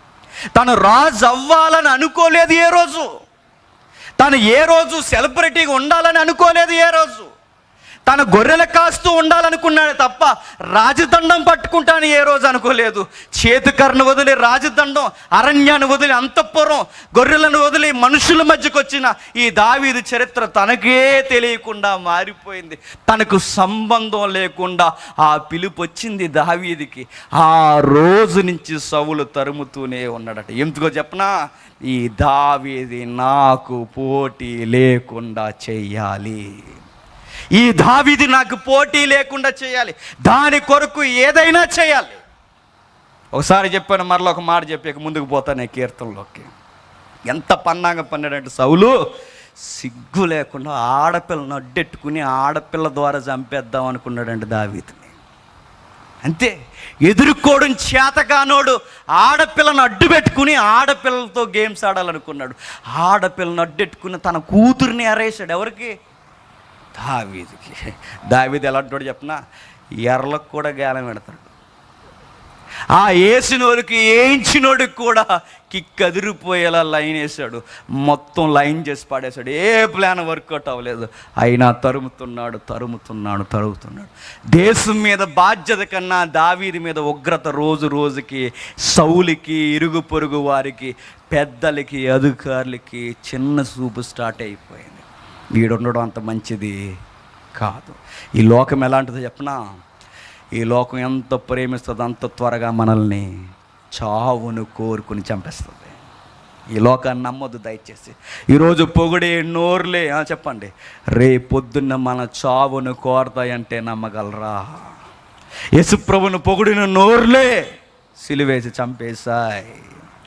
ఆ రోజు దావీదుని అనేక మంది పొగుడుతున్నప్పుడు ఈయనకి ఫేమ్ వచ్చేసరికి, ఆ రాజరికపు పిలుపు వచ్చేసరికి అనేక మంది యవనస్తుడి మీదకి తిరగబడిపోయారట. అలా పరిగెడుతూ ఒకరోజు ఆగిపోయాడు. ఇంక నేను పరిగెట్టను అని పరిగెట్టాడు. చాలా కాలం పరిగెట్టాడు. ఒకరోజు ఆగిపోయి అప్పుడు పాట రాస్తున్నాడు. ఆ పాట ఏమని రాస్తున్నాడో ఇప్పుడు చదువుదాం. ఇది దీని బ్యాక్గ్రౌండ్. 11వ కీర్తన మొదటి వచనం. యెహోవా చరణ చొచ్చి ఉన్నాను. ఏంటట? యెహోవా చరణ చొచ్చి ఉన్నాను. యెహోవా చరణ అంటే నేను దేవుని మీద ఆనుకొని ఉన్నాను.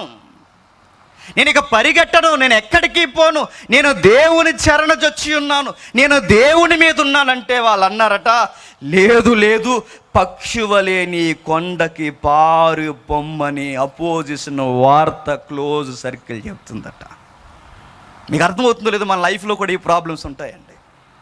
మన జీవితంలో కూడా సౌలు లాంటి వారు ఉంటారు, మనల్ని ఎంటాడేసేవారు ఉంటారు, మన జీవితాన్ని చిందరవందర చేసి మనల్ని ఏదోలా నాశనం చేయాలన్న వారు ఎదురు చూస్తూ ఉంటారు. వారు మన బంధువులే కావచ్చు, మన స్నేహితులే కావచ్చు, మన తోటి విశ్వాసులే కావచ్చు, మనతో ఉన్న కలిసి చదువుకుంటున్న వారే కావచ్చు, ఎవరో ఒకరు మన లైఫ్లో ఎవరో ఒకరు ఉంటారు.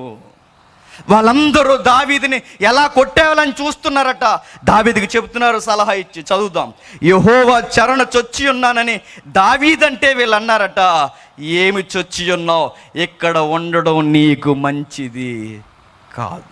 పక్షి వలె కొండకి పారిపో, అంటే పక్షి ఎలా అయితే దూరముగా పారిపోద్దో, ఎవరికి అందకుండా దూరముగా ఎగిరిపో అన్నారు.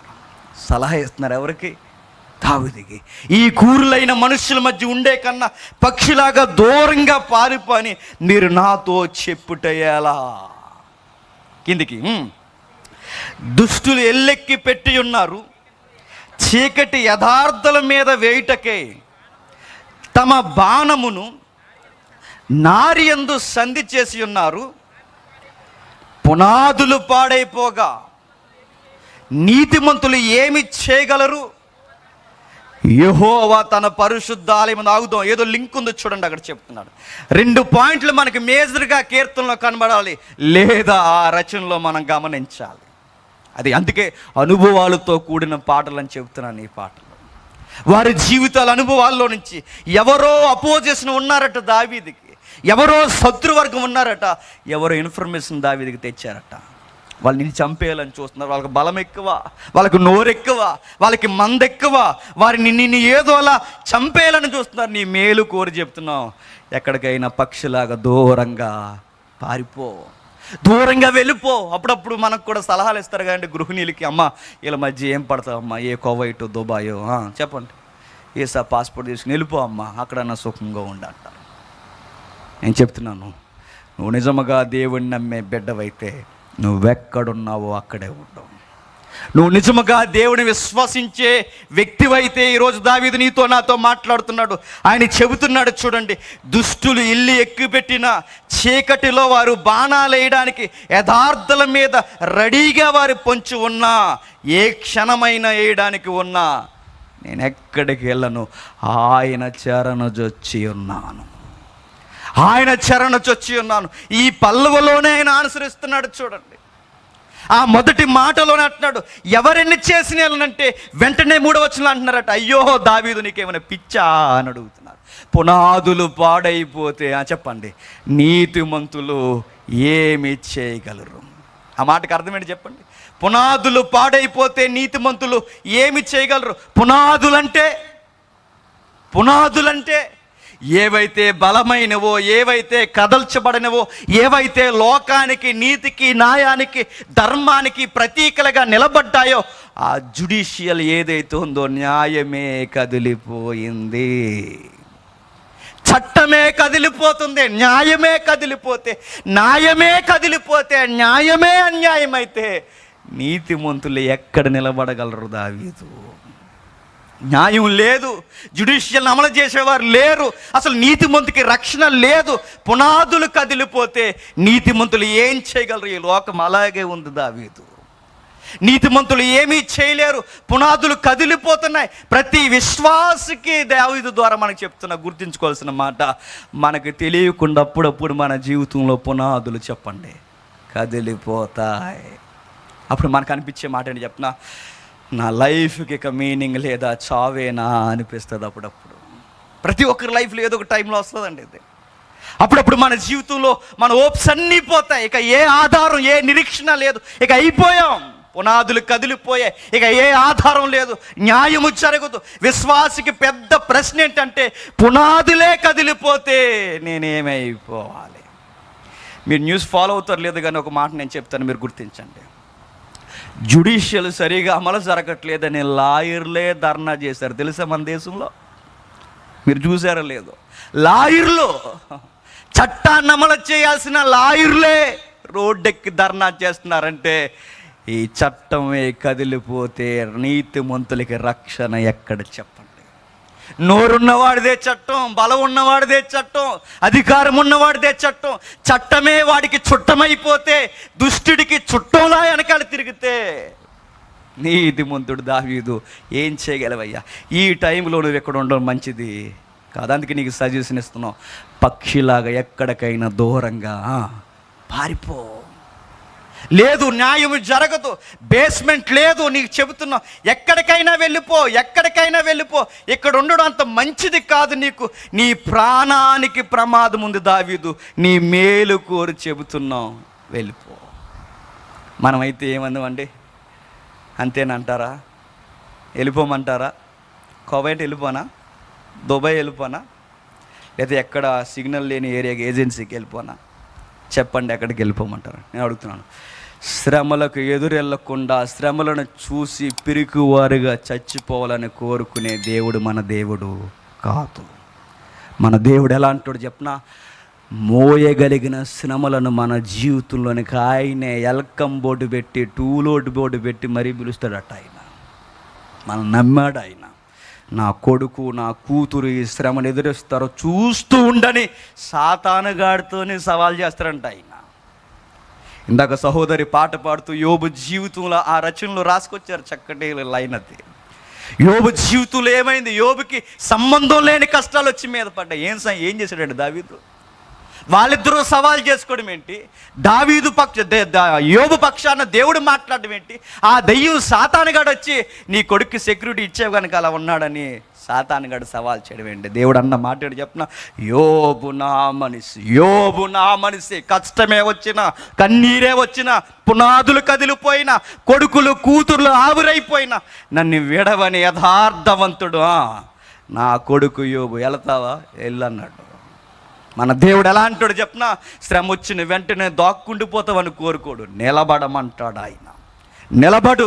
ఎందుకు నిలబడాలంటే దావీదు చెబుతాడు 4వ వచనంలో. త్వరగా ముగించేద్దాం. 4వ వచనంలో చదువుదాం, 3వ వచనం కంటిన్యూ చేసి చదువుదాం. పునాదులు పాడైపోగా నీతిమంతులు ఏమి చేయగలరు? యెహోవా తన పరిశుద్ధ ఆలయములో ఉన్నాడు, యెహోవా సింహాసనము ఆకాశమందున్నది. ఏమర్థమైంది? మరలా నేను చెప్తున్నా, ఒకసారి వినండి. ఎవరో తరుముతున్నారు. ఎవరు తరుముతున్నారో మనకు తెలుసు. ఆపోజిషన్ ఎవరో? సౌలు అధికారులు. ఇక వీరు బయట వారు అందరూ విసపు సూపు దావీదు మీద నిలిపేశారు. పర్టికులర్గా ఒకరని లేదు, దావీదుకి చాలామంది లెక్కలేని మంది శత్రువులు ఉన్నారు. అందులో సున్నతి ఉన్నవారు ఉన్నారు, సున్నతి లేని వారు ఉన్నారు, అందరూ ఉన్నారు. వీళ్ళందరూ తరిమేస్తున్నప్పుడు దగ్గరగా మేలు కోరిన స్నేహితులు అన్నారట, ఫ్రెండ్ నీకు మంచి మాట చెప్తాం, వెళ్ళిపో ఎక్కడికైనా, నువ్వు ఇలా చనిపోవడం మాకు ఇష్టమే, దూరంగా వెళ్ళిపో అంటే వారు చెబుతున్న మాట మరొక మాట, న్యాయం జరగదు దావీదు, పునాదులు పాడైపోయి వెళ్ళిపో. అప్పుడు దావీదు అన్నాడట, ఓ మాట చెబుతాను బ్రదర్స్ వినండి అన్నాడు. ఏంటని అడిగితే దావీదు అంటున్నాడు, చదువుదాం 4:4. యెహోవా తన పరిశుద్ధం ఆలయమందు సింహాసనమందున్నాడు. ఏమని చెప్తున్నాడు? మీకు అర్థమవుతుంది దావీదు గారు ఎలా ఉందో చూడండి. మనం ఎప్పుడు చూసినా ఈ లోకపు దృష్టికోణమే చూస్తామే తప్ప సరి అయిన విశ్వాసి ఈ లోకాన్ని కాదట, ఆయన పైనున్న వాటిని చూస్తాడట. దావీదు ఏం చూస్తున్నాడో తెలుసా? దావీదు అంటున్నాడు, పునాదులు ఇక్కడ కదలొచ్చు, కానీ దేవుడు కూర్చున్న పునాదులు కదిలించగలవాడు ఎవడు అని అడుగుతున్నాడు. చూడండి, నేను ఇక్కడ కూర్చున్న సింహాసనం కదలొచ్చుగాక, కానీ దేవుని సింహాసనాన్ని కదిలించేవాడెవడు? ప్రతి విశ్వాసి గుండెల్లో, హృదయంలో ముద్రించుకోవాల్సిన సజీవ సాక్ష్యం ఏంటో తెలుసా? ఎప్పటికీ మన దేవుడు సజీవముగా సింహాసనం మీద కూర్చున్నాడు. నన్ను కదిలించగలరేమో కానీ నేను నమ్మిన దేవుణ్ణి చెప్పండి కదిలించలేరు. నన్ను కదిలించగలుగుతున్నప్పుడు నా దేవుడు కదలను వాడైతే నన్ను కదిలించాలని చూస్తున్నవాడు సంగతి దేవుడు ఖచ్చితంగా చూస్తాడు. ఎంత బాగా ఆన్సర్ చేస్తున్నాడు చూడండి. నన్ను ఎక్కడికి పొమ్మంటాడు? ఎంతకాలం పరిగెట్టాలి? ఎంతకాలం ఈ మూర్ఖులకు భయపడాలి? నా పరిస్థితులన్నీ నాకు వ్యతిరేకమైపోయినా, నా పరిస్థితి ఓడిపోయినట్టు కనబడినా, నేను బిక్కుమని బ్రతుకుల్లో చిక్కుల్లో పడిపోయి తిరుగుతున్నా, ఇక ఏ అధికారం నన్ను రక్షించదని నాకు అనిపించినా, ఇక అయిపోయానని అనిపించినా, అయిపోతున్నా, నా దేవుడు సజీవుడు, ఆయన సింహాసనం మీద ఉన్నాడు. ఉంటే ఈ లోకం కదలొచ్చుగాక, కానీ దేవుడు కదిలించేవాడెవడు లేడు, రాలేడు ఎప్పటికంతే. ఏంటి కాన్ఫిడెంట్? ఏంటి గాల్లో దీపం పెడుతున్నావంటే, దావిద గాల్లో దీపం కదా పిచ్చోళ్ళారా, నా దేవుడు సింహాసనం మీద కూర్చున్నాడు. నీకు చెబుతుంటే పరిస్థితులు అర్థమవట్లేదంటే దావీదు అంటాడు, నా విశ్వాసం మీకు అర్థమవట్లేదు అంటాడు. అందుకే భక్తుల మాటల్లో ఒక మాట ఏంటో చెప్పిన, డాక్ట్రిన్స్ కోసం ఫైట్ చేసినప్పుడు 3వ శతాబ్దంలో ఒక భక్తుడు ఎలా అంటాడు, ఆ మాటే మార్టిన్ లూథరన్ గారు కూడా అంటారు. అందరూ తిరగబడి లూథరన్ గారు అన్నారు, లూథరన్ నీకు పిచ్చ, అందరు నీ మీద తిరగబడుతున్నారయ్యా, లోకమే నీకు వ్యతిరేకమైందయ్యా, లోకమే నిన్ను చంపేయాలని చూస్తుందయ్యా అంటే, ఆయన అంటాడు, మహానుభావుడు లూథరన్, ఆయన ఏమంటాడు తెలుసా, లోకం నాకు వ్యతిరేకం అవడం కాదు, నేనే లోకానికి వ్యతిరేకం అంటాడు. లోకం నా మీదకు తిరగబడడం కాదు, నేనే లోకం మీద తిరగబడతాను. ఎందుకో చెప్పనా, నేను నమ్మిన దేవుడు సజీవుడు. దావీదు అంటున్న మాట బలమైన విశ్వాసం అదే. నన్ను కదిలించగలరు, నా పునాదులు కదిలించగలరు, ఇక్కడ న్యాయాన్ని అడ్డగించగలరు, కానీ చెరగని న్యాయం ఒకటి ఉంది, చెరగని చట్టం ఒకటి ఉంది, అది దేవుని చట్టం. దాన్ని ఎవడు కదపలేడు. ఆ ఉన్నవాడు నా పక్షానున్నప్పుడు నన్ను ఎవడు ఏమీ చేయలేడు. మనం బెదిరిపోయి ఎక్కడికి పారిపోవాల్సిన అవసరం లేదు విశ్వాసులారా. ఏ శ్రమ ఉంది అలానే ఉండండి. కవంటాడు, శ్రమ ఎప్పుడు కలకాలం ఉండడానికి దానికి ఆయుష్ లేదట, సంతోషం కూడా కలకాలం ఉండడానికి దానికి ఆయుష్ లేదట. ఏదైనా కొద్ది కాలమే, అది మన ముందే చస్తాది. అనుమతించిన వాడు అంత త్వరగా మన మీద నుంచి తీసివేస్తాడు. మన దేవుడు దావీదు ద్వారా చెబుతున్న మాట, పునాదులు పాడైతే నీతిమంతులు ఏం చేయగలరంటే, ఎస్ మీరు అన్నట్టు పునాదులు పాడైతే నీతిమంతులు ఏం చేయలేరు. కానీ నేను ఒకటి చెప్తా, నేనేమీ చేయలేనేమో కానీ నా దేవుడు చేయగలడు. నేనేమీ చేయలేనేమో కానీ నా దేవుడు చేయగలడు. నా దేవుడు చేయగలడు. సామర్థ్యం కలిగిన వాడు. చూస్తూ ఉండండి, అందరికీ తగిన గుణపాఠం చెబుతాడు. అందుకే మీరు చూడండి, దావీదుని తరిమిన సౌలు పరిగెట్టించి దావీదుని లేకుండా చేయాలని ఎవరు లేకుండా పోయారు? సౌలు లేకుండా పోయారు. మనం కూడా నేర్చుకోవాల్సిన గుణపాఠం ఏంటి చెప్పనా, మన ఎదురుంటోళ్ళు పాడైపోవాలి, మన స్నేహితులు పాడైపోవాలి, వాళ్ళు పాడైపోవాలి అంటే వాళ్ళు పాడవరు. చెప్పండి, మనం పాడైపోతాం. ఎదుటోళ్ళు నాశనం అయిపోవాలంటే వారు నాశనం అవ్వరు. చెప్పండి, ఎవరు నాశనం అయిపోతారు? మనమే నాశనం అయిపోతాం.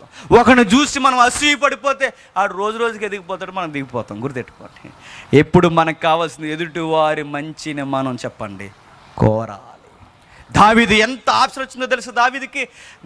నైట్ దావీదుని పరిగెట్టించే గడియలు వచ్చినప్పుడు అలసిపోయి సౌలు రెస్ట్ తీసుకుంటున్న టైంలో సౌలు దగ్గరికి దావీదు వెళ్ళి తన యొక్క వేసుకున్న వస్త్రాన్ని కట్ చేసి ఉదయాన్ని పంపాడట మెసేజ్, నరికేయాలనుకుంటే రాత్రి నిన్ను నరికేదును. దావీదులో ఉన్న యథార్థత ఏంటో చెప్పనా, శత్రువులు చేతి చిక్కినా నీ మీద దేవుని కరుణుంటే నిన్నేమీ చేయనంటాడు. అంతే. శత్రువుల చేతి చిక్కిన అవకాశాలు పూర్తిగా మనకున్నా మనం ఏమీ అనకుండా ఉన్నప్పుడే మన యథార్థతను దేవుడు చెప్పండి చూస్తాడు. మనం ఎలాంటి వారిని చెప్పినా, అవకాశం వచ్చిన వెంటనే చేతులు మడతడేసి ఇప్పుడు చెప్పరా దొరికావు, దేవుడు నా పక్షాన్ని వచ్చాడు అంట. ఆ డైలాగులు దేవుడికి నచ్చవు, ఆ విధానం దేవుడికి నచ్చదు. గుర్తుపెట్టుకోండి, ఇప్పుడు చెప్పరా కాదు, ఇప్పుడు క్షమించు. లైఫ్ లాంగ్ నేను గుర్తుపెట్టుకుంటాడు వాడు. వాడు కొట్టినప్పుడు నువ్వు కొట్టడం లెక్క కాదు. దేవుడు చెప్తున్నాడు దావీదు ద్వారా, ఒక విశ్వాసికి, నీ పొరుగు వాడికి, ఎవరైతే నీ నైబర్ ఉన్నాడో వాడితో నీకు ఇబ్బంది వచ్చినప్పుడు దేవుడు మారుస్తున్నాడు విధానం. ఆధ్యాత్మిక కోణంలో, ఆ కోణంలో చెప్పేది వాడిని క్షమించి. దావీదులో మనం నేర్చుకోవాల్సిన గొప్ప గుణం ఈ వచనాల్లో, ఈ చిన్ని వచనాల్లో, గొడవ ఎవరికి అప్పగించేస్తున్నాడు చెప్పండి? దేవుడికి. ఇప్పుడు నువ్వు నేను ఈ కీర్తనలో నేర్చుకోవాల్సింది, ఎంత పెద్ద అది చట్టమే కదిలిపోయేంత పెద్ద ఎప్పొత్తైనా, ఎంత పెద్ద నష్టమైనా, మనకు ఉరేసే పరిస్థితులు వచ్చేసినా ఆ గొడవని ఎవరి చేతుల్లో పెట్టేయాలి చెప్పండి? ఓ మాట నేను చెప్పనా, ఇలా అనొచ్చో లేదో డిపార్ట్మెంట్ లాంగ్వేజ్లో చెప్తా ఒక మాట, మనమేమన్నా చేసామనుకోండి క్రైమ్ అవుద్ది. దేవుడు ఏమన్నా చెప్పాడు అనుకోండి చేసాడని ఎఫ్ఐఆర్ వేయడానికి కూడా ఆధారాలు ఉండవు. అది వ్యవహారం. మనం ఏదన్నా చేస్తే అక్యూజ్డ్ మనం. అదే దేవుడు హ్యాండిల్ చేసాడు అనుకోండి చెప్పండి, ఆధారాలు కూడా దొరక. అందుకని ఎప్పుడు చెప్పి ఒక ఎగ్జాంపుల్ మరలా ఈ సందర్భంలో చెప్పి త్వరగా ముగించేస్తాను. ఇక ఒక క్రైస్తవ తల్లి మెడికల్ ఫీల్డ్లో ఉంది. వీళ్ళకి ఈ 2 ఏళ్లలో ఈ మెడికల్ ఫీ గవర్నమెంట్ ఎంప్లాయ్కి ఎవరికైనా ఈ ప్రొఫెషన్ పీరియడ్ అని ఒక పీరియడ్ ఉంటుంది. ఆ 2 ఏళ్ళు ఏ కంప్లైంట్స్ పబ్లిక్ నుంచి రాకూడదు. పబ్లిక్ నుంచి వస్తే ప్రాబ్లం అవుద్ది సర్వీస్కి. ఆ టైంలో వారు చాలా ఓర్చుకుని చేస్తుంటారు. ఈ సహోదరి ఇలా చక్కగా ఆమె ఒక గ్రామాన్ని అప్పగించారు. ఆ గ్రామానికి పోయి వాళ్ళు అప్పుడప్పుడు మనకి మధ్యలోకి వస్తుంటారు చూసారా, వాళ్ళు టెంట్లు వేసి గ్రామానికి వైద్యం చేస్తున్నప్పుడు ఈమె కూడా ఆ సర్వీస్ చేస్తున్నప్పుడు ఈ మెడికల్ ఫీల్డ్లో ఓ తలక మాసిన ప్రెసిడెంట్ ఉన్నాడు అక్కడ ఆ ఊరికి. వీళ్ళకి వయసు ఎదుగుతుంది కానీ ఆ బుద్ధులు మారో కొంతమందికి. అందుకే తెలుగులో సామెత, చింత చచ్చినా చెప్పండి వీడికి బాగా పులుపు ఎక్కువ ఉంది. ఎవరికి? ప్రెసిడెంట్కి. వీడు అన్నాడట, ఇదిగో డాక్టర్ అమ్మ రోజు మా ఇంటికి వచ్చిపో, నాకు బీపీ ఎక్కువ ఉంది అన్నాడట. ఆడు వంకర మాటలు అర్థమైనవి ఈవిడికి. అది కాదు పెద్ద అయినా, ఎవరు వచ్చినా ఇక్కడికే రావాలి, అది రూల్. అది మా అధికారులు అడిగితే మేము ఏం చెప్తాం అంటే, అదంతా కుదరదు, నేను లోకల్ ప్రెసిడెంట్ని, రాకపోతే అంటే ఏంటి ఏదో కంప్లైంట్ రాసేస్తారని. ప్రెసిడెంట్ చెప్తే మరి వెయిట్ ఎక్కువ ఉంటుందిగా, పంచాయతీ ప్రెసిడెంట్. రాకపోతే మరి ఎలా చేస్తావు ఉద్యోగం, నేనే చూస్తాను బెదిరించినప్పుడు బాధపడింది, కృంగిపోయింది. ఎందుకంటే యథార్థమైన విశ్వాసి ఆ సహోదరి ఇంటికాడ వచ్చి బాధపడింది. ఆయన కూడా టీచింగ్ ఫీల్డ్ ఉంటాడు వాళ్ళ యజమాని, ఆయన కూడా బాధపడ్డాడట. ఏమైంది అంత డల్లగా ఉన్నామంటే, నిజమైన తల్లులకు ఉండే లక్షణం ఏంటంటే, గొప్ప స్త్రీలకి వారి బాధలు బయటికి చెప్పరండి. కొంతమంది వాళ్ళ గుండెల్లో దాచేసుకుంటారు. అన్నను చూడండి, ఎంత బాధ ఉన్నా చెప్పదు. అన్న గుండెల్లో దాచుకుని ఆ ముక్కుతూ మూలుగుతూ దేవుని దగ్గర ఏడుస్తుంది. ఈమె కూడా చెప్పలేదు తన భర్త. నిజమైన భర్తలు ఎప్పుడు భార్య చెప్పకపోయినా భార్య ఏదో బాధపడుతుందని గమనిస్తాడు. నిజంగానే భర్త ఏం కూర ఉండవు రెండోసారి తినేస్తాడు. ఈ మధ్యకాలంలో అలాగ అయిపోయారు. నిజమైన భర్త గమనిస్తాడు ఎందుకు అలా డల్లుకున్నా, ఏమైంది, నువ్వు వచ్చినప్పుడు సలాకి ఉండేదానివిగా, ఏం మాట్లాడలేదంటే ఏమి లేదండి, ఎందుకంటే ప్రాబ్లం అవుద్దని. ఆ ప్రాబ్లంలో తన యజమానికి ఏమైనా అవుద్దని అడిగింది. ఆయన అడిగాడు, చెప్పేసింది, ఏమీ లేదండి, ప్రెసిడెంట్ గారు చాలా ఇబ్బంది పెడుతున్నారు, అతను కొంచెం కామ వికారంగా మాట్లాడుతున్నాడు అన్నప్పుడు ఆయన అన్నాడు, పోలీస్ కంప్లైంట్ ఇద్దామా అన్నాడు. మనం క్రైస్తవులం కదండి, పోలీస్ కంప్లైంట్లు అవి వద్దులేండి, బాగోదు అంటే మరి ఎలా అన్నాడు. సరే దేవునికి ప్రార్థన చేద్దామండి అని ఇద్దరు కలిసి ప్రార్థన చేస్తున్నారు. ఆడు రోజు ఏడిపిస్తున్నాడు, రోజు ఆడికి బీపీ చెక్ చేస్తుంది, రోజు ఏడిపిస్తున్నాడు, లేనిపోని మాటలు మాట్లాడుతున్నాడు. కూతురు వయసు అండి వాడికి, రోజు ఏడిపిస్తున్నాడు. అలా ఏడిపిస్తున్నప్పుడు కొన్ని నెలలు గడిచిపోయింది. ఇలా ప్రార్థన చేసుకుంటున్నప్పుడు వాళ్ళ ఆయనకి, ఈ డాక్టర్ వాళ్ళ ఆయనకి గుర్తొచ్చి అడిగింది ఆమె. ఆయన అడిగాడు, ఏమని అడిగాడంటే, అవును ఏదో ప్రాబ్లం అన్నా పలానా విలేజ్కి నువ్వు వెళ్తున్నప్పుడు ఏమైంది, అక్కడ ఇంకా ప్రాబ్లం చేస్తున్నాడు ఆ పెద్ద ఆయన అడిగితే, అవునండి మర్చిపోయిన, ఆయన ఈ మధ్య కనబట్టలేదు అని అడిగి సాయంత్రం చెప్తాను అంతే. అడిగింది, సాయంత్రం వచ్చి చెప్పింది. ఏమని చెప్తుందని చెప్పనా, ఊరని వెళ్ళాడంట అండి, ఇంకా రాలేదంట, ఏమయ్యాడు కూడా ఈ రోజుకి ఎవరికి తెలియదట, అదంటండి అన్నాడు. మన మీదకు వచ్చినప్పుడు కొన్ని గొడవలు ఆయనకి చెబితే మన ఎనిమీస్ ఊరెళ్తారు, ఇంకా రారు. అది నేను చెప్పాలనుకున్నది అదే. వాళ్ళు ఊరెళ్తారు, మనం చేయాల్సిన అవసరం లేదు. గుర్తెట్టుకోండి, కొన్ని విషయాలు ఆయన చేతుల్లో పెట్టి ప్రశాంతంగా నిద్రపోండి. మరో మాట చెప్పిన, మన ఎనిమీస్కి నిద్ర రాదు. మనం కళ్ళలో గుర్తొచ్చేస్తాం, ఆడికి అన్నింటిలో గుర్తొచ్చేస్తాం. ఆడికి ఒకడు ఉన్నాడండి, ఆడికి ఎడ్డింగ్ కార్డులో కూడా గుర్తొచ్చేద్దాం, ఆడికి అన్ని విధాలు గుర్తొచ్చాం. ఆడికి అస్సలు సంతోషం. ఒక విషయం చెప్పిన, ఆడు ఇండైరెక్ట్గా మనకు బానిస, మనం తలుసుకోలేకపోతే ఉండలేకపోతున్నాడు. దావీదు జీవితాన్ని చూడండి, ఆ ఎగ్జాంపుల్ చూడండి. మనల్ని ఇబ్బంది పెట్టారు, మనం ఏం చెయ్యొద్దు, కేసు ఆయనకి అప్పచెప్పండి అంతే. ఊరెళ్తారు చెప్పండి, రారు, ఎప్పుడు వస్తారో కూడా తెలియదు, ఉన్నారో లేదో కూడా ఎవరికి తెలియదు. అందరికీ ఇలాగే జరుగుతుందని కాదులేండి, ఒక్కొక్కరికి ఒక స్టైల్. ఎందుకంటే ఆయన అంత ఒకే స్టైల్లో ఉండదు. దావీదు అంటున్నాడు, నేను దేవునికి నా వ్యాధ్యము అప్పగించుచున్నాను. నా దేవునికి నా వ్యాజ్యం అప్పగిస్తున్నాను, ఆయనే చూసుకుంటానని చెబుతానంటున్నాడు. యెహోవా తన పరిశుద్ధ ఆలయములో ఉన్నాడు. యెహోవా సింహాసనము ఆకాశమందున్నది. సింహాసనం అంటే ఆకాశం పైన సింహాసనం మీద కూర్చున్నట్టు. దాని అర్థం ఏంటి? జడ్జిమెంట్ చేయడానికి రెడీగా ఉన్నాడు. ఆయన రెడీగా ఉన్నాడు. ఆయన నరులను కళ్ళారా చూస్తున్నాడు. తన కనుదృష్టి ఆయన వారిని పరిశీలించుచున్నాడు. మనకు అర్థం కాని మాట ఏంటి చెప్పిన, నా దేవుడు నా గొడవలు ఎందుకు పట్టించుకోవట్లేదని అప్పుడప్పుడు అమాయకంగా మాట్లాడతాం. బైబిల్లో దావీదు గారు దేవుడు అంటున్నాడు, ఆయన పట్టించుకుంటున్నాడు. ఆయన ప్రతీదీ పరిశీలిస్తున్నాడు. నీ సంసార గొడవలు మొదలుకొని నీ ఎక్కడెక్కడ గొడవలు ఉన్నాయో ప్రతి విషయాన్ని ఆయన రికార్డ్ చేస్తాడట, పరిశీలన చేస్తాడట. ఆయన బైబిల్లో ఉన్న మాట, ఆయన వాయిదాలు వేయడట. ఏ రోజు అమలు చేయాలని తెలుసట, అప్పటి వరకు టైం ఇస్తాడు.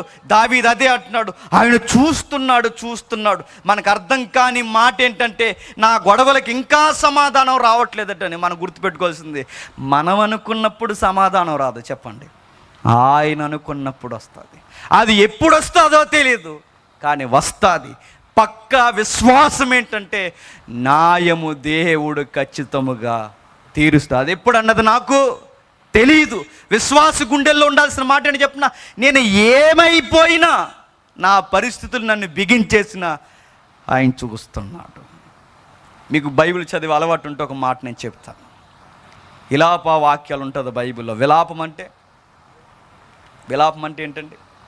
సెంటిమెంట్ సాంగేనా? ఏడుస్తున్నాడు.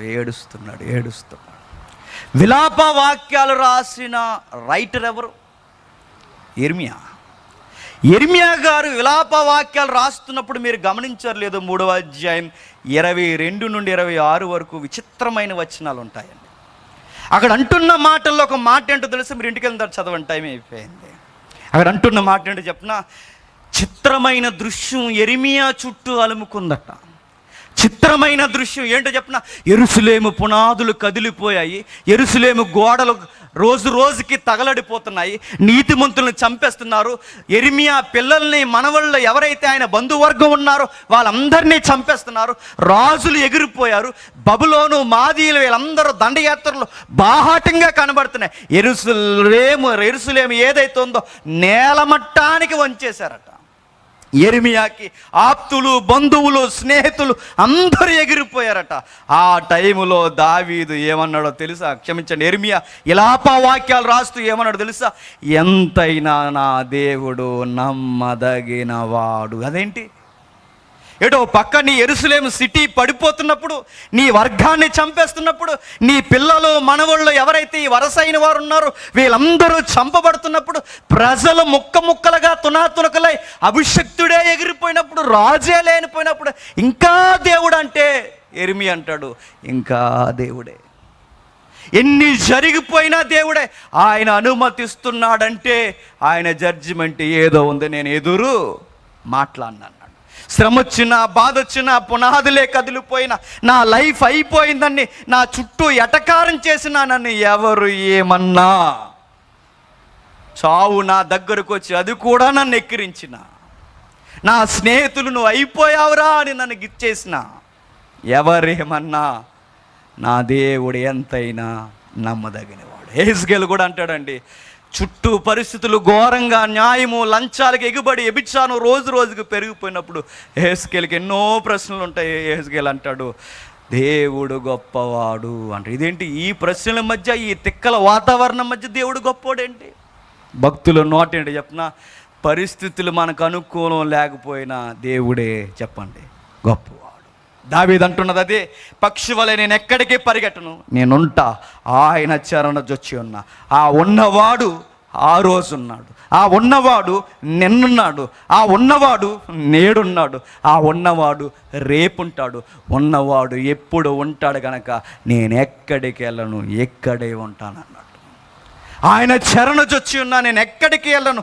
ఆయన నన్ను చూస్తున్నాడు, నరులు ఏం చేస్తున్నాడో గమనిస్తున్నాడు, ప్రతిదీ ఆయన తూకమేస్తాడు.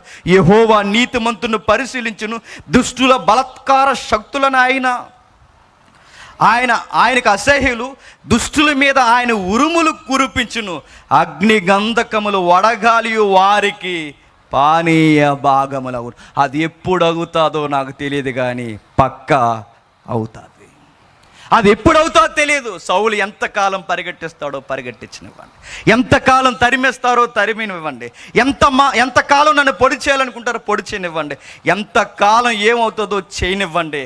కానీ నేను ఒకటి నేర్చుకున్నాను ఆయన దగ్గర, నేను కాముగా ఉంటా, రికార్డ్ అంతా ఆయన చేతుల్లో పెడతా, నా కేసుని ఆయన డీల్ చేస్తాడు అన్నాడు. ఈ నమ్మకం ఉంటే ఈ కీర్తనలో ఈరోజు మనం నేర్చుకోవాల్సిన ఈ అనుభవంలోంచి, ఈ అనుభవ కీర్తనలోంచి, గుణపాఠంలో నుంచి మనం నేర్చుకోవాల్సింది ఏంటి చెప్పిన, ఎంత పెద్ద శ్రమ వచ్చినా, ఎంత పెద్ద ఇబ్బంది వచ్చినా, గృహిణీలుగా మీ అత్తలే మీ మీద పగబెట్టేసిన, నీ భర్తే నిన్ను పట్టించుకోకపోయినా, నీ బంధువర్గమే, నీ తమ్ముడే, నీ అన్నే, నీ సహోదరుడైన నిన్నే నిన్ను పొడి చేయాలని చూసిన, నీ స్నేహితులే నిలువెల్లా నిన్ను ముంచేసిన, నిన్ను ఎవరేం చేసేసినా, నీ జీవితం నీ మీదకే రోగమే ఎగబడి ఎక్కిరించిన, యెహోవా శరణజొచ్చి ఉన్నాను, అంతేక ఆయనతో ఉన్నాను, ఆయన నాతో ఉన్నాడు.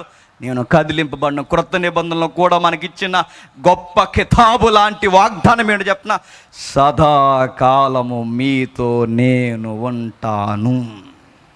ఆ రోజున్న దేవుడు అక్కడ ఉండడమే కాదు, ఎక్కడుంటాడు, నీ శ్రమలో ఉంటాడు, నీ ఇబ్బందులో ఉంటాడు. ఇంకేం కావాలి మనకి చెప్పండి. మనం అనుకుంటాం మనకు వెంటనే జరిగిపోవాలన్నీ, కానీ బైబిల్ అంటుంది, నువ్వు అనుకున్నప్పుడు కాదు, నేను అనుకున్నప్పుడు జరుగుద్ది. ఎదురు చూడు, నిరీక్షణతో చూడు. అదే చెబుతున్నాడు 6వ వచనంలో. ముగించేద్దాం 6వ వచనం.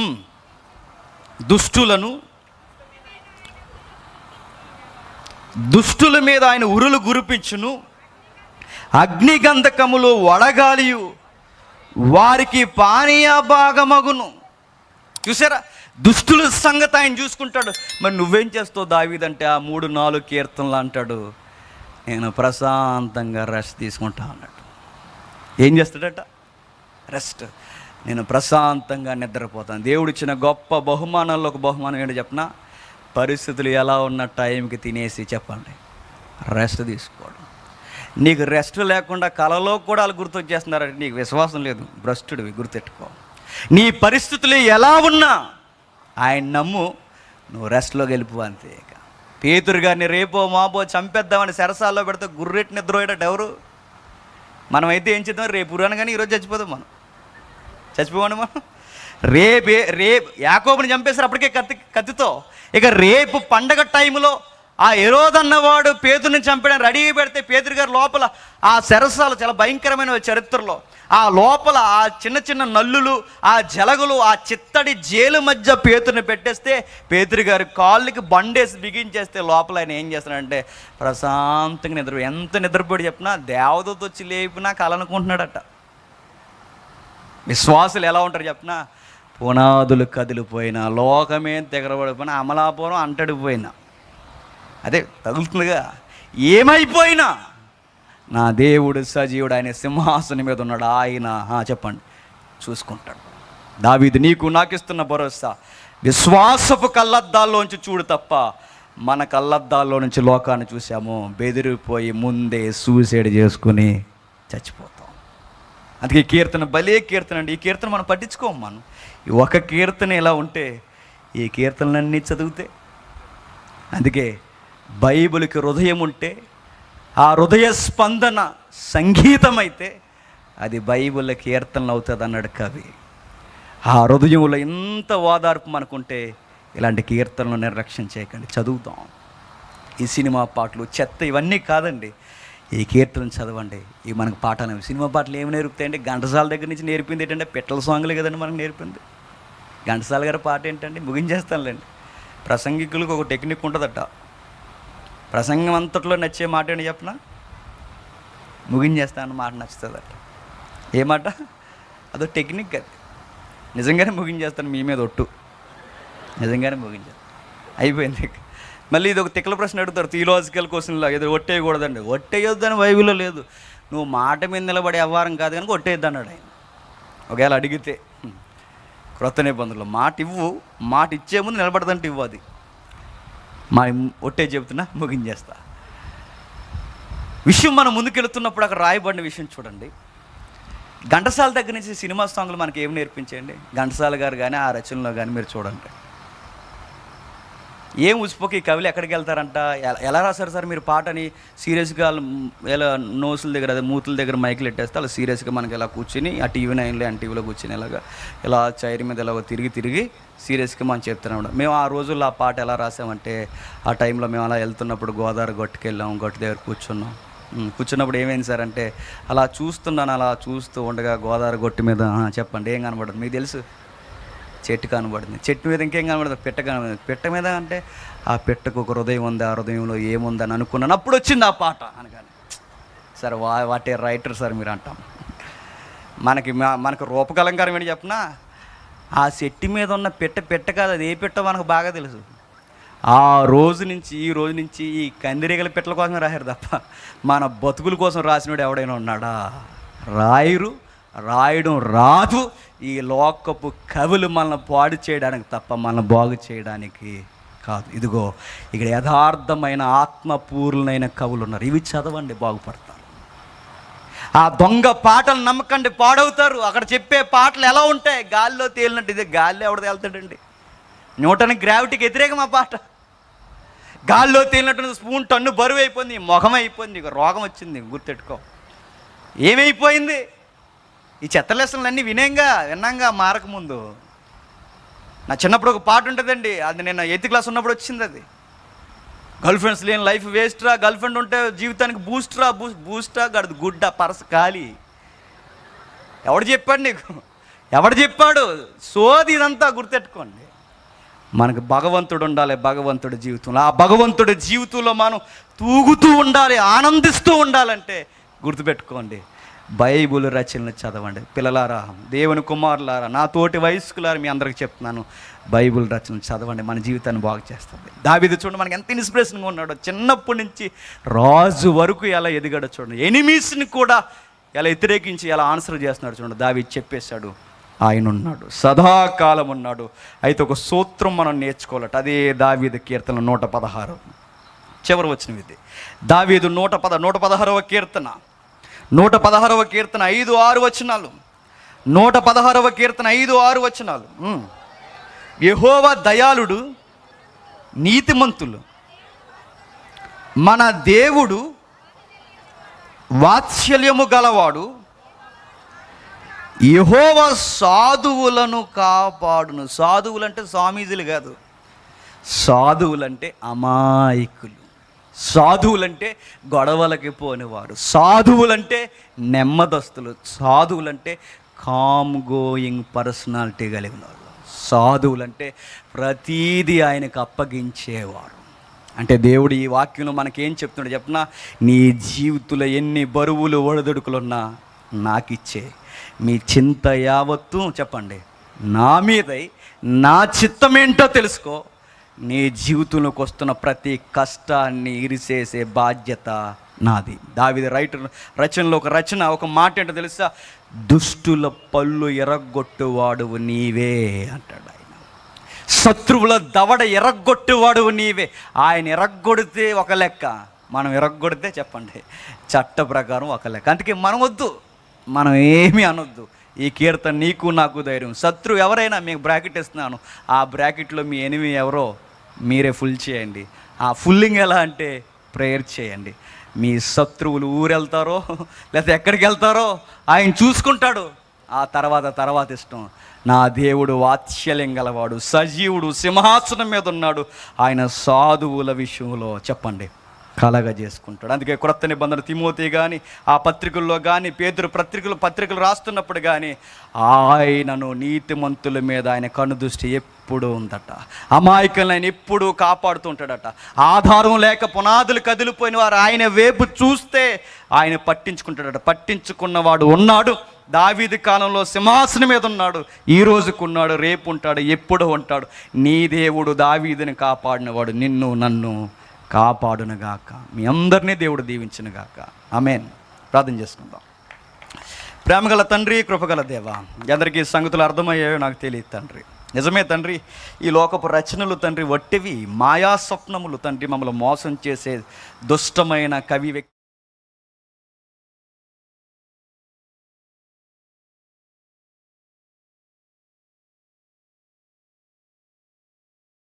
జీవితానికి మంచిది కాదు తండ్రి.